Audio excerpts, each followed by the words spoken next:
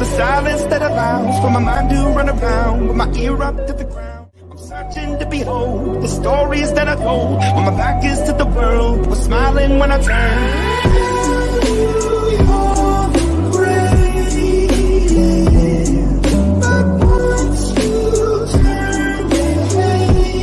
Just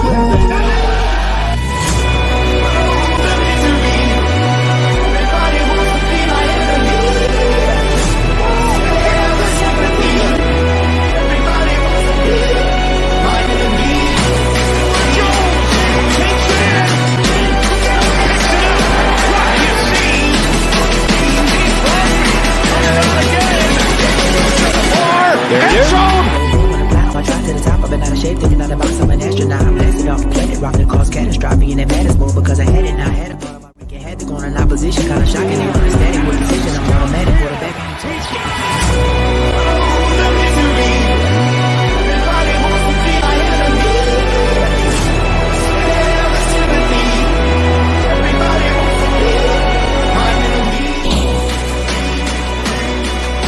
Welcome to the Death Star.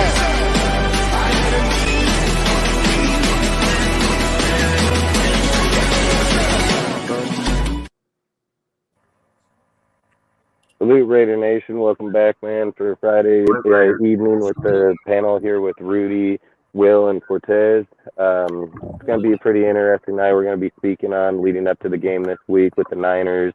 A lot of talk with, obviously about Derek Carr and people on the team and roster. Josh, it's going to be one of them nights again, like always. So basically, we're going to start off the night with Week 17 leading up to the game, Niners versus Raiders. Basically going to start off with Rudy and then go around from there. So feel free to start whenever you want, Rudy. Yeah, this is just an exhibition game. It's like seeing a super late preseason. That's what it is. I mean, this is this is not what the fans wanted to see. I mean, people forget what football is about. People say, oh, it's a business. It's more than just a business. Bad business. This is a bad business deal.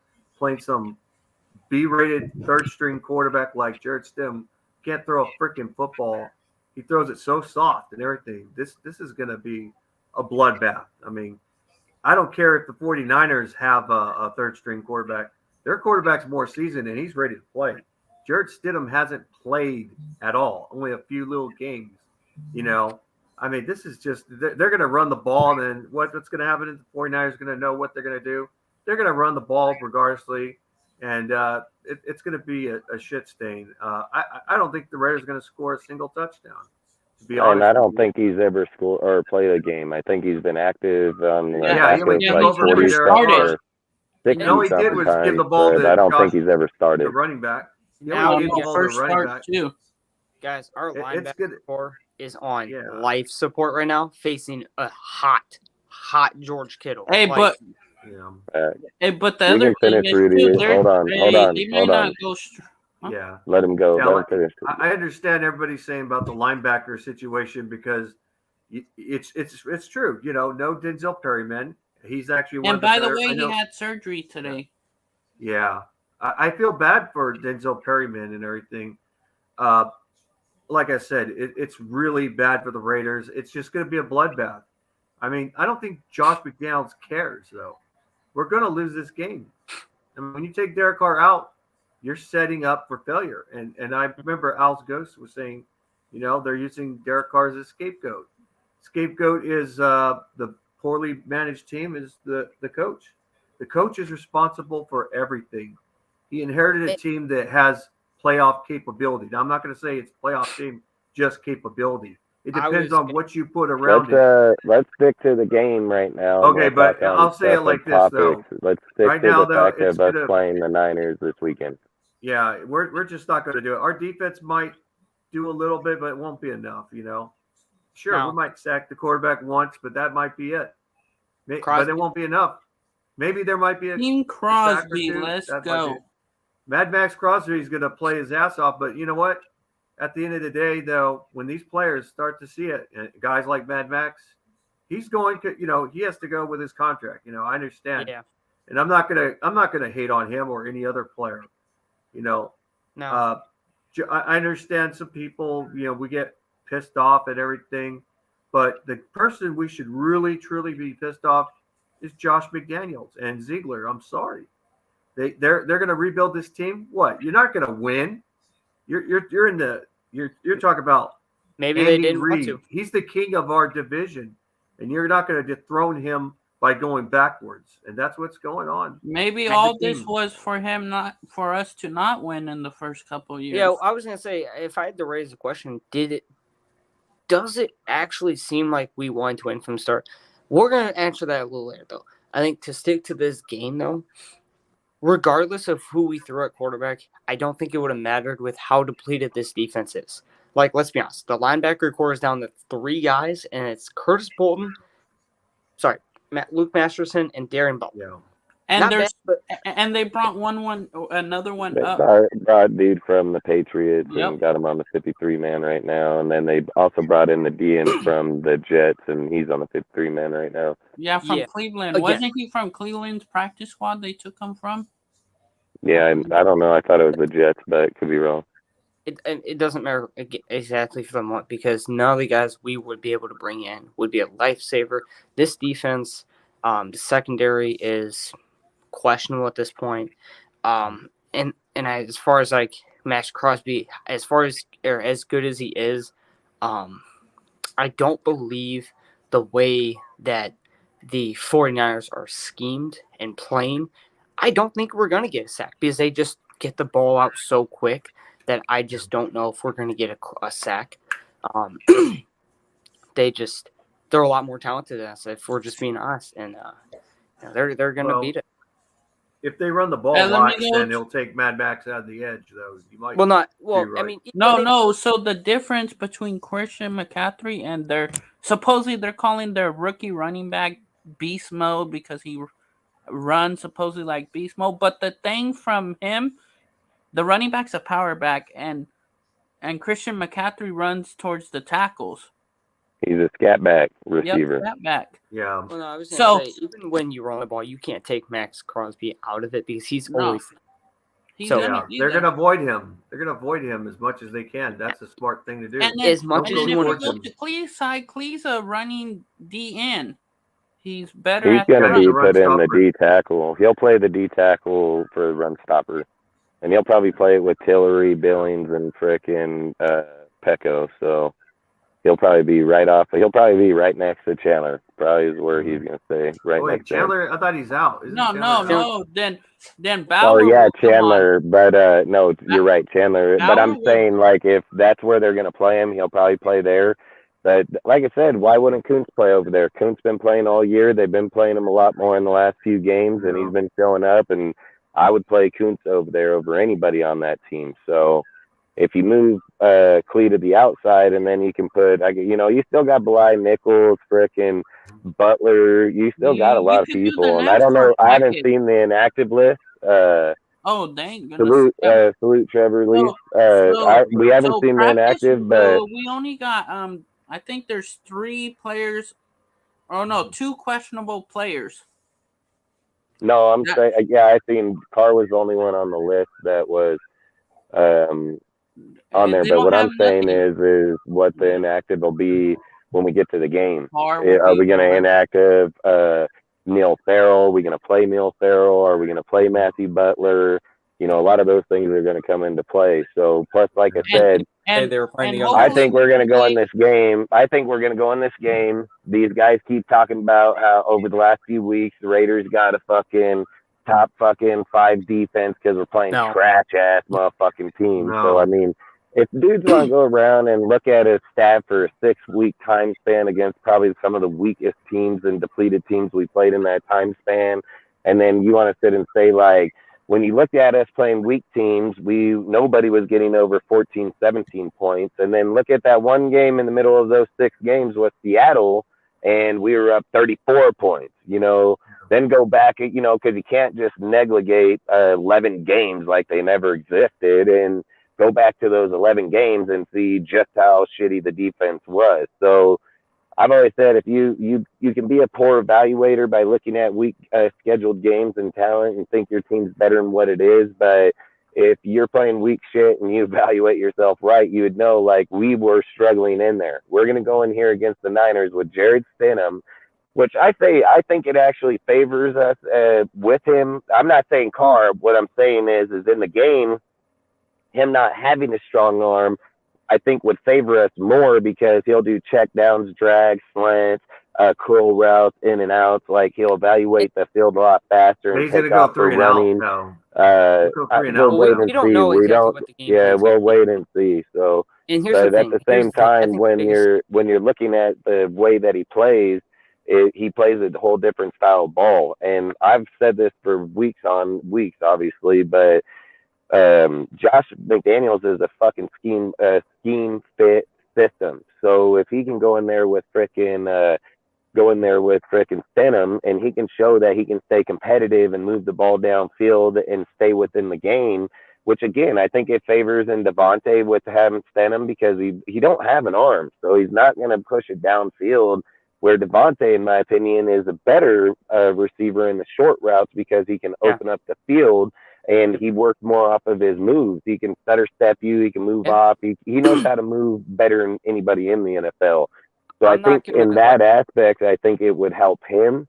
But if we're being real, I mean, I think we're going to go in. We're playing a fucking, we're playing a 7th round pick quarterback, which is good. I mean, when you have guys loaded up on the offense and being in Kyle Shanahan's defense, offense, he's one of the best gurus ever to do halfbacks, wide receivers, just like his dad. So you're taking a lot of pressure off them, having 2 halfbacks, having the receivers you do. I don't know if Debo's coming back in this game or the next. I didn't read about. I know I seen him out in I seen him on the field, but I didn't see if he was playing. So I don't know if he'll play. Long story short, I think the Niners are gonna they should beat on us. Like I really believe like the score should be pretty favored in the Niners way because the way they've been playing other teams right now. They've been putting the beating on people, 35 points, 28 points. So I see us lose badly, but I think we're going to move the ball. Now I'm not saying we're going to move the ball a ton, but I'm saying when we do, it's going to look okay just because it would be nice if we can see the DUIs. It's sad. That wasn't, like, to me, all that impressive. You were facing a backup group. I'll say that that was the best defensive team we had all year. You're right. But that weak-ass fucking line, weak-ass offense, depleted team. Yeah. I mean, I think Keelan and them just came back. Keelan came back. Mike and Williams came back and left because he had an ankle injury in that game. The O-line was fucking brought down. You look at them, just 2 weeks later, it was a whole different team. So I would like to see that team against this Niner team against good competition. 100%. I 100% are with you on that. Yeah, I do think Stidham and Devontae will be able to get the ball because I think Devontae being on the short routes, I think he's going to get the ball. It also helps with Renfro because he's a short routage guy. Those are guys that can work in the short field. So we'll see exactly, but I'm not gonna push off of Stidham because I think he knows his system. I mean that's the biggest. I think where Stidham and you can watch and mark it. I think where Stidham's gonna be different than Carr, and this is why I think. And again, it'll be a topic later on. But the thing I think the reason why Stidham is going to work better in this system, and I strongly believe this because if you look at him in the preseason. It was against the West. I don't care about all that. What I say is when you look at a player that knows scheme, the thing about him is, and you can go back and watch tape, see if I'm lying. I mean, I identify shit a lot, but listen, in the preseason, when Stidham went through his reps and he hiked the ball and went through his routes, he usually went through once, came back, and then dropped and went. That's what he would do. He wouldn't sit back there looking. He already went through his progressions, and then the minute he went through his progressions, he would just take off. And I would say I think in those type of schemes, this is what Josh is going to argue, and you can mark my words. And I'll say it. I've been saying it for months now. Josh is going to go in there and tell Mark, hey, listen, look at what Stidham did. He's $15 million quarterback. He fucking knows the system. He goes through his progression. He drops and moves. He's picking up the downs. He's moving the ball. I think, like I said, I don't want to speak on what we're going to speak on later. But I believe, in my personal opinion, he will play better in this system. And you got to think about it. People say, well, it was just preseason. Motherfucker got Devontae Adams, Waller, Renfro, Jacobs. He got the starting goddamn line. So I don't think preseason matters for shit. He's going to throw the ball to them. They're going to catch a fucking ball, and then it's going to be up to them what they're going to do with it. So outside of that, I think we should have a good chance to compete with them in the offense. I just don't know how well we will on defense. I mean, come on. Luke Robinson in the outside, get the hell out of here. Nah, he needs to go. Put him at safety, do something, freaking. Yeah. Hey, salute, Al's Ghost. If you can, Cortez, just send him the link so he can join up.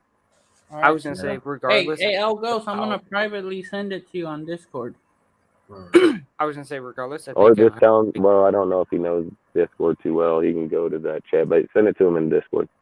I was gonna say, I saw his comment on YouTube on that interview too. Regardless of these next two games outcomes, I think we're going to keep Stidham around regardless of how you guys feel about him. I think he's going to be here because he just knows the system, and it's not like he's a horrible quarterback to have on the roster. Regardless of what. They'll figure all that out later. I just think against this game, dude, it's like you say, their defense and offense is ready to go win a Super Bowl. So if we're going to go into this game with Stidham and think we're going to fucking win a Super Bowl with Stidham, there's going to be an issue there. And, hey, if he wins the game, man, if he wins the game, then that's what it's going to be, right? So it is what it is. No, I mean, I'm not talking about winning or anything. It's just based off, I think, the fact is he's going to want Stidham back. I think Stidham is the quarterback that, at least knows the system. I don't think that's bad to have in your team, especially for cheap. Like, why would you not keep him around, right? Salute, Al. What's up, fellas? How's it going? Happy Friday. Yeah. Happy freaking New Year's weekend. God damn, it's almost New Year's. Hey, I just want to speak real quick, man. Just stay safe, man. Don't drink and drive, man. It's probably not going to kill you. It's going to kill somebody else's family. So, drink and drive by Uber. No. Yeah. But outside of that, I hope you guys all have a good New Year. Nowhere when I drink. Heck, chill. Stay home. We don't need a Henry Ruggs. We don't need a Henry Ruggs. We got a good segment tonight, Al Ghost. I want your opinion on these. Yeah, guys. I mean, I just joined, so I'm not sure which topics you covered, but we're just gonna speak on the Niner game right now, and then we'll go into topics here in a few. Yeah, I mean, I'm curious to see what Jared Stidham, does in the game. I think it's gonna be a tough game for him. I mean, first NFL start against the number one defense. Against the number one defense. So they truly are the number one. So I'm not sure how pretty it's gonna look. No pun intended. So I mean, I'm hoping that he knows the offense. I caught what you were saying, Dustin. I agree. I think he should look comfortable. I mean, this guy's been studying this terminology now for a while now. So I think he should look 3-4 years now. He's been there for a minute. I think he's in his fifth year under this system. I mean, he was a rookie year when Tom Brady was on the Patriots. Right, and then he comes from a big time program, right? Actually, two big time programs: Auburn and then the Patriots. And so I think if you look at him in the preseason, he looked good in a lot of deals. I hate the guy. I just think he has a weak arm, but I think it'll favor him. I mean, you look at Purdy. Purdy is kind of the same deal. He has that low mobility. He has a good low mid-range deal. He goes deep. He's probably getting picked off. I mean, I've watched this guy throw in double coverage numerous times. Just they never came off with it, So I think when you play under with the players you got, like when they're playing Debo, we playing Adams, I think this is my opinion with Carr. I love Carr. I've always said until they say he's cut, that dude's still my quarterback. So I don't give a fuck. Nobody's came out and said it. They can lead to it. It is what it is. Is he going to go? Who knows? But yes, no, I don't know. But long story short, at the end of the day, when you're looking at when we're looking at the quarterback that's going to be going right here with him, I just think he knows the system a lot better. His progressions is going to be short, dude. He's going to look through his progressions, and then he's going to look to go take off for 2-3 yards for first down. Where Carr, he's different, man. Carr looks to Devontae, and he looks for the big play. I can go through, and I've watched a lot of tape recently over this Carr deal, and I'm not going to lie, there's a lot of plays where Waller wide open, freaking Devontae wide open, and he never even looked at him. So it's kind of hard when you're looking at that system really designed like that. But then I went back and watched tape on Stenham in the preseason, and it isn't. See, the difference is Stenham ain't looking to make the big play every single time. Carr, he doesn't put down the ball and run because he thinks like Gruden's probably told him in the past is you have the capability to pick up good yards with your arms, so just wait till the last minute. You know what I mean? And I think that's where Carr's being faltered right now. He just is waiting too long. It's freaking not getting out. He's not scanning over. You go back, look at second half play calling. I've watched a lot of it. Like I said, I've watched a lot of video over the last week or so. But long story short, if we go back and watch second half of a lot of these games, there's a lot of times where he overthrows them. He's not on the route with the guy. But again, I've watched a lot of the players miss balls that were right in their hand, right in front of them, fingertips, dude. Like I said, if they're going to sit and say that these guys are great, top three, Renfro is one of the best route catchers. They got to still catch balls, at the end of the day. So I don't think it's fair what they do to Carr right now because I think it's bullshit. Like I've said, to us, it's been so long not having a quarterback that's been, I don't care if he's not, when people say, go look at his win-loss rate, I don't give a fuck. He's won a lot of good games when he's had the chance. He's had great fourth-quarter comebacks. The team has failed him, and you don't think this ain't going to be failing your quarterback when you get rid of Carr, which I hope Carr just tells him fuck off. So, long story short, you don't think it hurts your team when you're going to cut a player like him. And so what I was going to say is make Carr or your organization look bad. You're going to let go of Carr. You're going to so-called go get Brady and give him a defense. What the fuck is that all about? Yeah, that's bullshit. If you're going to do that shit for that motherfucker, why haven't you done it for Carr yet? You can't just... Our highest ranked defense is 26, I think. Yeah, it's wild.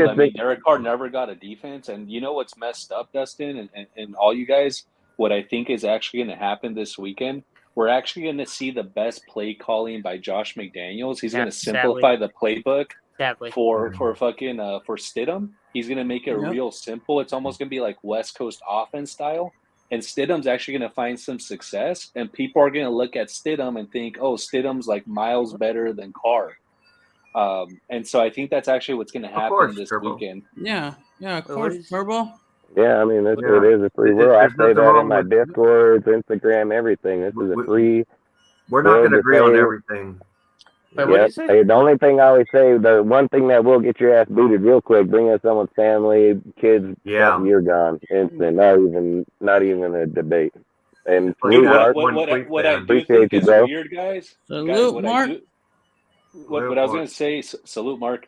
What I was going to say, guys, what I do think is weird, and I think, Raider Nation, if you poll us, there's different opinions on Carr. There's pro-Carr, anti-Carr. What I do find weird is people celebrating Carr getting benched as if it's like the downfall of some violent dictator. Like, that's just weird to me.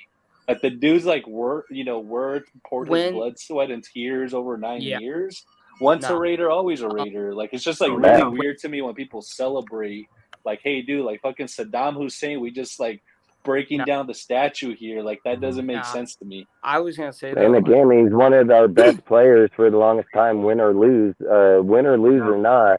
Go look at his freaking deal. He's done a great job for us the whole entire time, dude. So I hate that shit. Yeah, we don't usually keep a quarterback very well. The day when he goes to another team and wins, because it's more like a fuck you to our regime, because I do think they're making a mistake. I said this on the show today. If you go check on my channel, I said this. It's not his fault. I think this is McDaniels all the way. They set him up for failure. I do feel like the depth at wide receiver this year was very bad. If you have your wide receiver 2 most of the year being Matt Collins, I'm sorry, as good as he is, he's not a wide receiver 2. We all know it ain't most of the year. It's been the whole year. Yeah, the whole season he's been the number 2. And Keelan Cole, and then DJ Turner, and all these dudes, and you're not even rotating them right. Like, you're not even playing them. Go look at their stats. I think they're 300 yards at best, dude. And we're in week 7, going in week 17. Nah, we have 2 receivers over 600 yards, and then people, the way that we've had them hype up Foster Moreau, I would say he's had a good year, but that last game was rough. Like, that was horrible. I'm not a Foster Moreau dude. I mean, I'm not a Foster Moreau guy. The dude's just like, he's so inconsistent. He's like, a tight he's end. got highs, He's meant to be a number 2 tight end. Yeah, but he's and like Waller, inconsistent. I would trade Waller. Fuck it. I've said that for the longest time, man. But we'll get to that shit later. We'll get to all that later. Let's just keep on where we're at. We want to start talking about topics later on. Just a real quick point on that, dude. Everybody talks about how appreciate you showing up. The little Richard Lyons. Everybody talks about how many weapons Carr has. Like, he's got all these weapons, right? Devontae Adams, Darren Waller, Hunter Renfrow, Foster Moreau, etc. Go down the list. How many games have they played together on 3 the games? field? 3. You know, it doesn't make sense to me. How many offensive line combinations, Dustin? You know the number? 15? How many? Yeah, it's 18 now. 19. 18, 19. I think it's 19. It was 17, now it's 19. My number one issue with this team. Like, I feel like they had the line set at one point. Like, I think Thayer Munford should have been the starting right tackle throughout the most of the year. We know this. I just think that Thayer Munford was playing, he was playing really well. And I felt like you could have just started him and then throughout the game just rotated him and Jermaine and Lenore if Thayer Munford struggled at any point. You could have done that. But you just kept going back and forth. Jermaine, right guard, right. Yep. Stupid. It's stupid because how is a team, right? And how many teams? Hey, Richard, we appreciate you showing up whenever you do, bro. It's all right. How many teams have succeeded with more than 10 plus O-line different groups? It's just not happening. It's just not a thing, right? What happens if Stidham shits the bed? It don't matter because if we fuck up, it don't matter. They want that, bro. They want that top 6 pick. I'll take that top 5 pick, top 6 pick. You telling me if I'm okay if he shits shits the bed? bed. Would be 6. Yeah, best is 6. If he shits the bed, it's fine. I mean, that's not hurting us. Like, but like I said, Stidham. The problem with that is like, yeah, we've had 19 line changes already, but that's also personnel people. It's not just switching one over or not. It's actually taking a player out of the lineup, putting in another player, rotating them different positions, and so on. So you've had a lot, and you look at it. People keep claiming this, top 9, top 10 offensive line, but don't confuse the run line with the pass line. But that's where I think Stidham will make a difference, in my opinion. Like, I believe that he has a line that can run with him, and when his progression is go through your progression 1, drop and go, he's got the dudes that can do it. And I think Moody is going to play in there, so I think he'll play this weekend. Like, they're going to put dudes that can gap eat real quick. So, so I have this question. Do you guys think that we'll finally see Britton Brown? Who? Britton Brown. I don't think so, dude. Probably not. It's just going to be Josh. Why did they keep him on the 53-man roster if they weren't going to ever use him? Beats me. Who on the 53? Who? Yeah, he's on the 53. Britton Brown. He's a running back. Why wouldn't you use him? You would be hyping him. Yeah, but you have 53 on the roster, but only 46 are active. So you're going to have guys on there that are going to, and again, you're going to play him over. You said Britton Brown, right? Yeah. Yeah, I mean, you got to think about it. You got Holt, Johnson, Zeus, Amir, Jacob. You're going to have to pull someone down out of there. Means you'd have to pull Zamir out. Yeah, I would. Believe me, in a heartbeat. I hate that dude. I was fucking most running in the back of motherfuckers that I've ever seen. But I would most definitely put him for Britton Brown, 100%. But I think in the end of these games, we probably will see him in the lineup. We'll probably see Holt get taken out of there, put more of Zeus, and put Britton Brown in there. So if they're truthful to what they're saying about going youth movement, you have a lot of guys in there you want to see right now. Crazy. So if Stidham is shitting the bed, just bench him and put in Chase Garbers. Well, that's why I think he's also active on the roster too. So I think Chase. And again, just so people know, like, listen, we all I'm a fan of the Shield, and I've always said I'm a fan of Carr. I've been a fan of him since he's been here. I've been through the Raiders, dude, when we were going through the most shittiest times. I've been a fan since 1980, so I've seen a lot of some good and a lot of bad. So again, it's not about if I would be a Carr fan or things. It's the fact that until you can show us as fans that listen, I've been speaking on this for weeks, months now. If Josh McDaniels is a system offensive coordinator where it has to be systematic for him to be able to win, then if that's what it takes for him to win as our coach, then go be it. The difference I'm saying is if this guy brings in Stidham, man, falters on his ass because his system don't work, then why are we going to keep holding on to this guy? Like, I don't want to hold on to him. So I've just said if he proves here in this game that his system works, if they're putting in, look, dude, I've said this. Hillary's been a great ad. He's a system person. Him added there is induced our front line. Pecco, good ad back, induced our front line. Putting Cleve back over to D tackle has helped their line. Then you go get Tyler Hall, which nobody's even heard of, comes over here and he's helped out that secondary a little bit. So when they add these system people, and especially like Jerron Harmon, these dudes are system at this level, and this level, and they are working.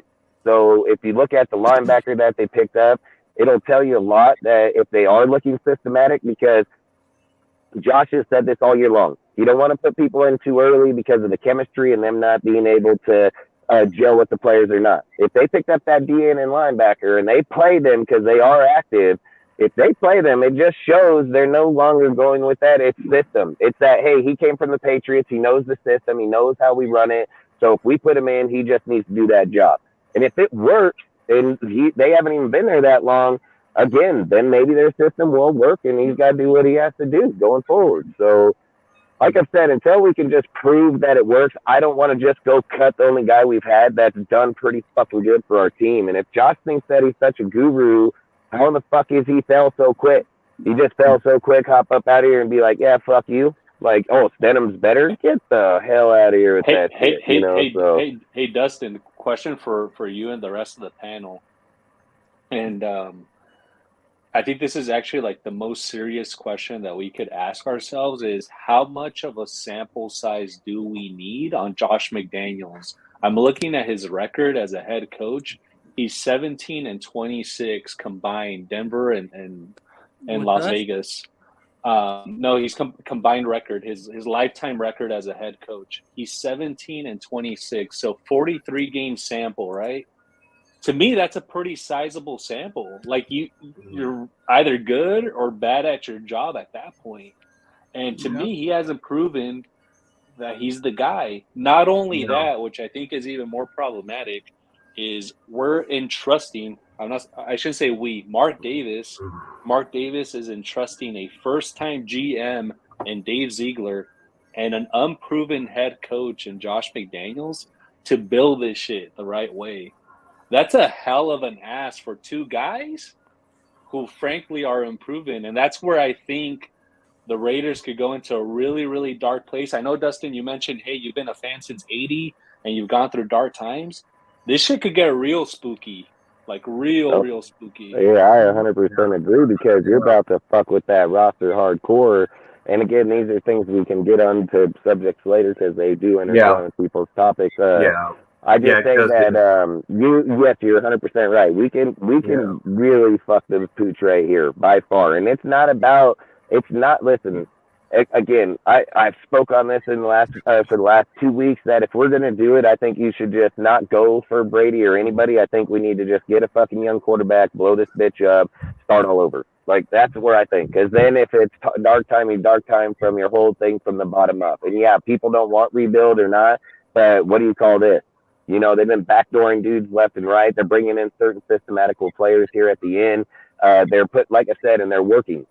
So if they're going to sit here and claim all these deals, you go pick up two corners that are fucking cornerman press corners, dude, that can go out there and play for, 16, 17 games and your playoffs. You're going to induce your linebackers to actual systematic linebackers. I think that would be tremendous for us. And that's what you really need. Like, I think we're always going after these names and what they've done. I think what they're going to do is go after people that play that position great. Like, that's what Bill always said was, It didn't matter if the dude was rated first round, second round, third round. Sometimes he would take a second round that was projected third in the second round. And he would tell them the reason why is because he fits our system very well. He does that one job great. That's what we want, you know. And when you look at that, it has worked. And you look at the way that they're doing things, even with the Luminor and his big penalties, when the line finally gets it together, they've played well. I've said with the Luminor in there, I hate that he's there because he's always going to give you that big penalty. But when you get rid of that penalty, he's played actually pretty good as after going on. It's just how many quarters does it take to get to that? How many penalties are going to take you out? It's a lot, you know. But I do believe that you look at Parham, third round pick, dude. I like him a lot, and he can play pretty much anywhere across that middle section, right guard, center, left guard, and he can do it pretty well. So if you're looking at like Munford, I think he's got a really good stature, really good uses his hands. I think, you know, if you would have gave him more playing time instead of doing the Munford Luminor deal and just played Munford, I think he would have probably developed a lot better. But long story short, if you're just telling me that they got to get 2 more players through the draft or free agency to solidify that, I think they'll do just fine. I mean, I got faith in Zig. I mean, the guy shows he can get good people in certain spots, but he's like any other guy. You're going to pay for dudes in the off season and you're going to draft guys and miss. There's nobody in the NFL, I don't care who their name is, I don't care what team you're on, is ever going to bat 100 for 100 in any off season free agency or draft. So if he can just pick up people and like us, where, for instance, just a year ago, the whole roster's gone in the draft. Like if he picks up some, and 3 years from now, some of them are all starting, and then I would say it's a successful draft. And you're right, Richard. You're 100% right. Yeah. Yep. The rebuild on its way, I feel. Yeah, I mean, the rebuild's definitely on its way. And what I keep on thinking about and harping on is whether or not we have the right guys to build this thing. And I'm just not sold on these guys. I mean, Parham, I think Dustin, I think he could be a solid player. He's been kind of up and down for me this season. But then you look at the other picks that he's had; they haven't contributed like at all, right? Zamir White, Neil Farrell.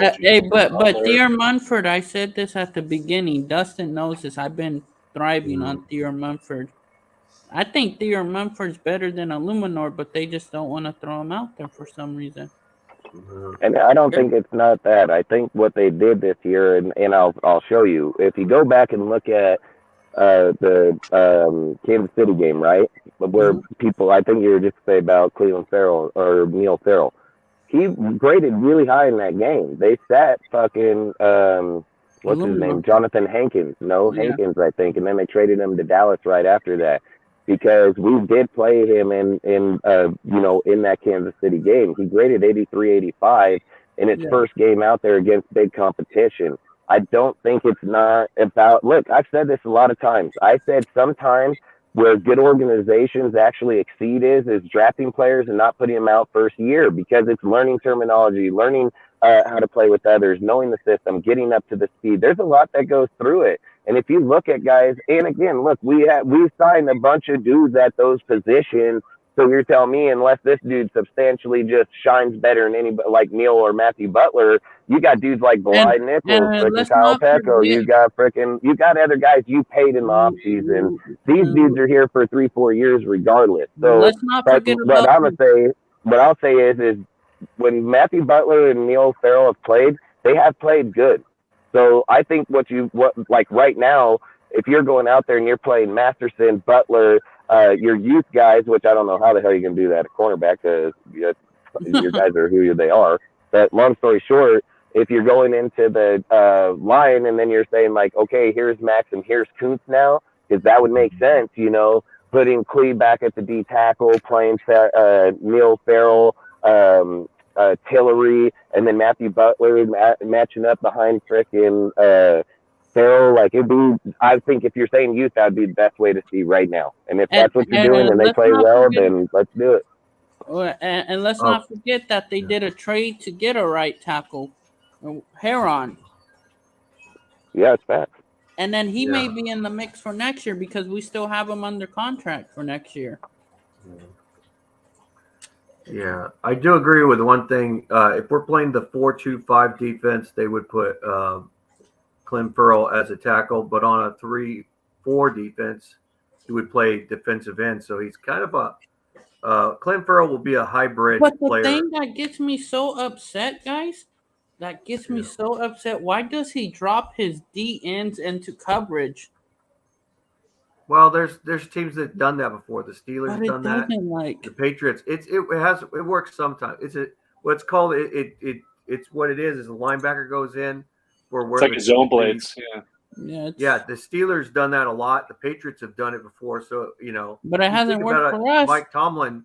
Yeah, because we're still not run used to the that. play if it ain't working. We're originally a 4-3 defense, is what we originally. Look, I'll tell you right now, in my opinion, I don't want Tom Brady and I don't want Jimmy. Listen, Jimmy can't throw touchdowns to begin with. Carr throws way more touchdowns than that motherfucker ever thought. And no, hell no, I don't want Jimmy. And I don't want Brady. I said if we are moving off of Carr, if they say, hey, we're moving off Carr, we're going to go veteran quarterback, I would 100% rather go after Aaron Rodgers than motherfucking Tom Brady. I would take Aaron Rodgers any day of the week. He's still mobile. He's still mobile. He's got a very good vision of the field. His interception to touchdown ratio is massive difference. I'm 100 going for Rodgers. There's speculations out there with Rodgers going to Vegas. I said this. I showed the videos over there. He's been ready for a while. That's the only way that you could keep Devontae, to be honest. He might stay. He could. It's possible. But if you put like Tom Brady, I don't think Tom Brady would come anyway. I mean, he might want to, but I think what it is, and people think just because it's Josh McDaniels that Tom Brady would be. Believe it or not, Tom Brady's has had a problem with Josh McDaniels before when he was the OC in New England. He's yelled at him and everything. I mean, he's worked with him before. But yeah, but there's nothing wrong yelling at a person because it just says you want to be competitive. I know, but he doesn't want to be on it with a defense that's very bad, though. Because if it's like I said, if they bring him here, our defense ain't gonna be bad. That's not the intention they would have. Like they would have 100% intention to most definitely block the defense because Brady's done more with less in the offense for his whole career. So when he did less in his last year with New England. He led the NFL with the most intentional groundings and the most incomplete passes. And he was frustrated. Brady's arm is off. We don't even have the strong arm anymore. Go watch a lot of the games. He's underthrown him, dude. Overthrown him. He's been off massively. But they talk about Carr. That motherfucker doing the same thing. But the thing is, though, like I said, yes, it would make more sense getting Aaron Rodgers because you cannot. Brady's not going to compete against Patrick Mahomes. I'm sorry, he's not. But if you get a guy like Aaron Rodgers, he could, and then you keep Devontae and all them. Yeah, it could. You could. I mean, that's your better bet. I mean, but the thing is, though, if we're saying systematic, yeah, they would go for Tom Brady for systematic. But if you really want to win, fuck this systematic shit. You go for Aaron Rodgers. Guys, I have one comment on. Yeah. I have one comment on TB12 on Tom Brady. Father Time is undefeated. I mean, the dude is going to be 46, and Father Time creeps up on you quick. Like that shit could be overnight. I mean, that's what I say. Yep. Yeah, like you guys remember, like fucking Peyton Manning, like he couldn't throw a tight spiral. Like it just seemed from one week or from one season to the next. I mean, the guy couldn't throw the ball, and I think we're seeing signs of Brady not being able to throw a tight spiral. And I think it's just going to get worse. It's not going to get better, and he could eat as much, avocado ice cream and organic food and all that shit. Yeah. I mean, he's lasted pretty long for it. But he's showing wear and tear. I saw the wear and tear. I mean, there's routes that his receivers ran to the post, dude, and he fucking threw to the pylon. Yeah, there's routes where the ball didn't even make it to him. And there's others where dudes are wide open and he's overthrowing. I understand that Raider fans watch just Raider games, but dude, you gotta go watch the games of the guy you're asking to come over here. You can't go ask a dude that's depleted, got motherfucking good ass receivers, and his line's only going to get better going into the playoffs. I mean, when you're underthrowing a dude, you're underthrowing. You guys have all said that Derek Carr underthrow all kind of dudes, and that's his reason people won't get rid of him. Like, that's one of the biggest reasons people are talking. And Dustin, that's why I was actually not that excited when we signed Chandler Jones, because I had seen the Arizona Cardinal games last year, and obviously Chandler Jones got 4 or 5 sacks in one game, and I think he had like 10 and a half sacks in the entire year, but like half of them came in one game. Week 1. And I just thought, week 1. Week 1, right? This guy, and then it took him 15 weeks to go get 5 more. And what happened here? He got damn near half his sacks in one game against a shitty ass offensive line in San Diego. But that's why, Justin, I don't have faith. I know you probably have a little bit more faith in Ziegler than I do, but that's why I don't have faith in Ziegler. Like, he goes and gives Chandler this pretty big contract for a 31-year-old pass rusher, getting ready to retire. And I was just like, fuck. Like, I thought that was a strike on Ziegler. And I'm hopeful that he probably learns his lesson in this offseason and doesn't do some dumbheaded thing like that again. But who knows, man? I think we just have a couple of guys who don't know what they're doing. I think I mentioned this maybe the previous time that I was on, but maybe the lesson from like the Bill Belichick coaching tree and all the people who have come from Bill Belichick is this: maybe the Patriot way can't be replicated anywhere else. Maybe the Patriot way. Nor should it, because great coaches don't copy somebody. Great coaches take ideas that work and then create their own. That's what made Bill Belichick as great as he is. That's what's made Parcells and everybody else, Walsh, all these dudes, because you take something that they started with, the game plan, the template, and then you expand it. If you take their idea and use it, you're only as good as far as you can take their own idea. You can't get any better unless you have the mind to be able to create that, to be able to make it better, like Bill has done for so long. And I agree. I don't think you can mimic that. But look, so I'll tell you why I have faith in Zig. Zig has been through every single deal through that Raiders or that Patriots building. He's been side by side with Bill Belichick and the other GM that was there for a long time. So this guy didn't just get groomed by just backyard dogs. And not only that, I think you did bring this up in the other show, is about the draft room, right? Where Zig has been under Belichick for so long that Belichick will tell him, like, if this is what they're looking at, and he's like, what do you think? He'll be like, no. And then he'll see it from why he sees no for him, for their system. So I think Zig is groomed very well from that aspect, and he's not dumb. Like, there's guys where I'd be like, yeah, this guy's dipshit, and I don't care. Like Mark dumb as hell. So Mark Davis, dumb. He's just dumb. But long story short, if you had that type of mentality behind Mark mentality there, then I would say that. But Zig is no fool, man. Like, that dude's smart as shit. He's got a very good IQ. He evaluates talent very well. He has a really good draft scout class with him right now. I have 100% faith in Zig. I've said it. If we fire Josh and Grant, I'll keep Zig. Like, the dude got good. He's evaluated and moved players and got more draft cap, not only this year, but for multiple years ahead. He's moved people like Edwards to the Falcons after he got Stidham for a 6th and moved to 7th.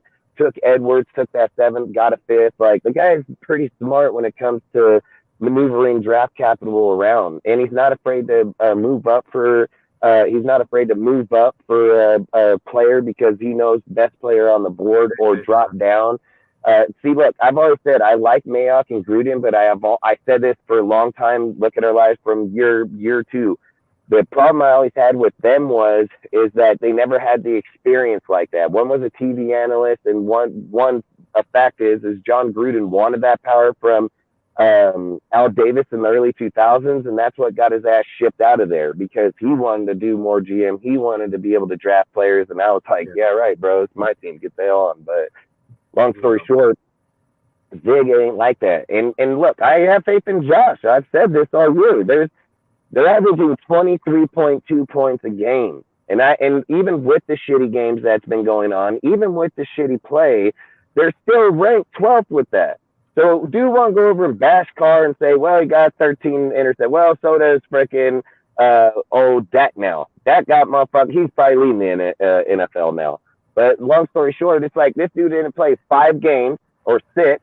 He got just as many interceptions, and he's only got 20, 22 touchdowns. Like, Derek Carr over here with really one wide receiver, dude, and a halfback, and he's got 12 touchdowns with Devontae with over 1,300 yards. I mean, you know, when people sit here and jock Waller, how'd he get those yards? He did the same fucking thing that Devontae doing right now because he was the only good player in the damn team at the time. He was getting fed the ball. He made those yards, dude. Same with Renfro, yeah. Yeah, exactly. But that's the thing. Dudes don't falter those when he's doing it with them. But now, for whatever reason, he's doing it with Devontae. And he's what? Devontae's still 5th wide receiver on the board, still the 5th best out there, even with the depleted team we've had. Like, I get that dudes want to say, like, I get that people are pissed off that they haven't scored in the second half. But he's put up 12th average point in the league in 2 quarters. Like, for real. Like, let's be honest. For 8-9 games of the season, they only played for 2 quarters, maybe 3 at best. I'll give them 3 if you just want to throw a third in there. But that's one quarter shy of everybody still putting up that high a point.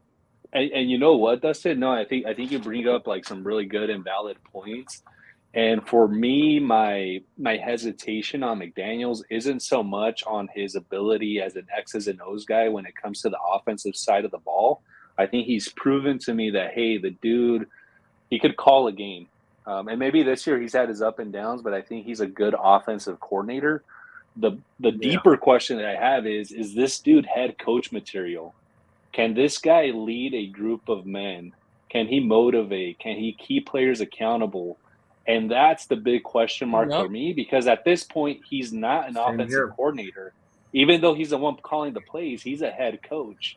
And for me, he should give that to Lombardi. He should give the offensive coordinator, let him do the plays. I think when he gets established, he'll do it, just like he said in his presser. He said once the offense and everything gets established here, Mick Lombardi is going to be the offensive play caller, he said, in either year 2 or 3. And I agree with it. Listen, he can't just come into an organization that you know nothing about. Like, look, I've said this, dude.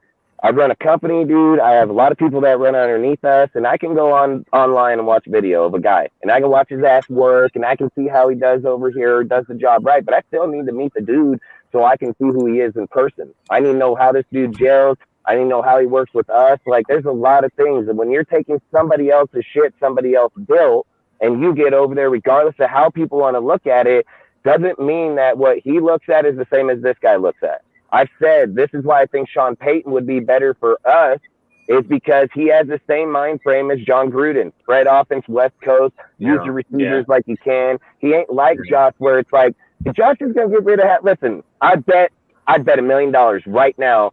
If Sean Payton came in here, Carr don't go nowhere. Carr stays his ass here. He don't move. All the players are going to stay right here because he can use the spread offense.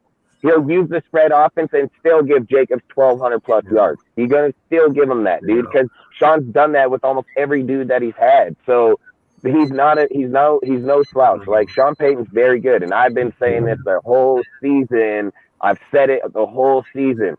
Get Sean and Vic, bro, and get rid of these fools now. Like, I'll ship their ass, dude. And again, that's another topic that's going to come up. So I don't even want to speak on. We'll speak on that. Yeah, guys, and this may be another topic, but I'll just like lay out the contours of what I'm going to say here. Hold on one second, Turbo. I agree. I agree, and I hate that. That's even a narrative. Like, I agree. I hate it's a narrative, man.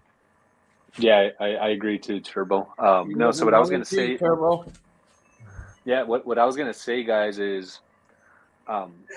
Carr's benching or making Carr inactive for the last 2 games of the season, to me, it's a testament to a failure of Josh McDaniels as a head coach, because ultimately what this says to me is I couldn't get this guy to work. And I think a good head coach does what he can with the players that he has and maximizes their potential, maximizes their strengths, minimizes their weaknesses. By week 6, week 7, McDaniel should have taken a step back, and it should have been like, hey, fuck, the show we're trying is just not working. We have receivers running into each other. They don't know which routes to run. Our offensive line combinations, like, this shit's not a recipe for success for Derek. Can I simplify things so I could win some of these football games? Because we're in these football games. we're barely losing them. So what can I do as a head coach, put my ego aside as an offensive coordinator and get us over the hump and close out these games? And to me, benching Carr is like the cop-out, dude. It's like the easy way out of this thing. Like, he couldn't maximize this player's potential. So this is a way for him to actually point the finger at the player instead of looking inward and trying to, critically assess himself in the mirror and realize, like, hey, you know what? I didn't do what I could to get us over the hump in some of these games, because honestly, guys, we should have been getting ready for fucking playoff football at this point. With the number of close games that we lost, if Sean was our coach, we would be going to the playoffs. If Sean Payton was our coach, we'd be going playoffs. Dude, like, I can't. Like, hey, you know honestly, what? I think he did that because he was leaving. So, but listen, I would have signed Aguilar too. So, but I wouldn't have gave him no $12 million. But I would have re-signed him for 5-6 easily. The dude played really good with Carr. Yeah. But like you said, I mean, and again, that's why I say, like, if you go back and look at the way our teams played under Josh, even with the falters and everything, but too many people don't want to look at that. They go and just look at one narrative, and it's the narrative of not scoring in the second half or the points or this and that. And every time it's Carr, that, hey, whatever. I don't even care. I've pointed out all year long on our show. I brought up stat on paper, dude, like Carr, even with the shitty receivers he got with Adams, motherfucking Hollins, and No Hands Cole and Foster. That's been his receivers. And you're comparing him to dudes like the Vikings over here with JJ and Thaleen, like you're with Jamar Chase and fucking Boyd or Higgins. You got freaking Stephon Diggs, Isaac, whoever else you want to name in there. You got all these places that got good caliber backups to go, if not even more depth. I mean, look at the Chiefs. You can go depth on them for 8 receivers, Yeah. So all I'm saying is every chance we had to give that option to Carr, Josh never did it. He didn't do it once. He didn't go Claypool. He didn't go after Russell Gage. He didn't go after anybody that could have benefited our team in any way. He stayed with these dudes.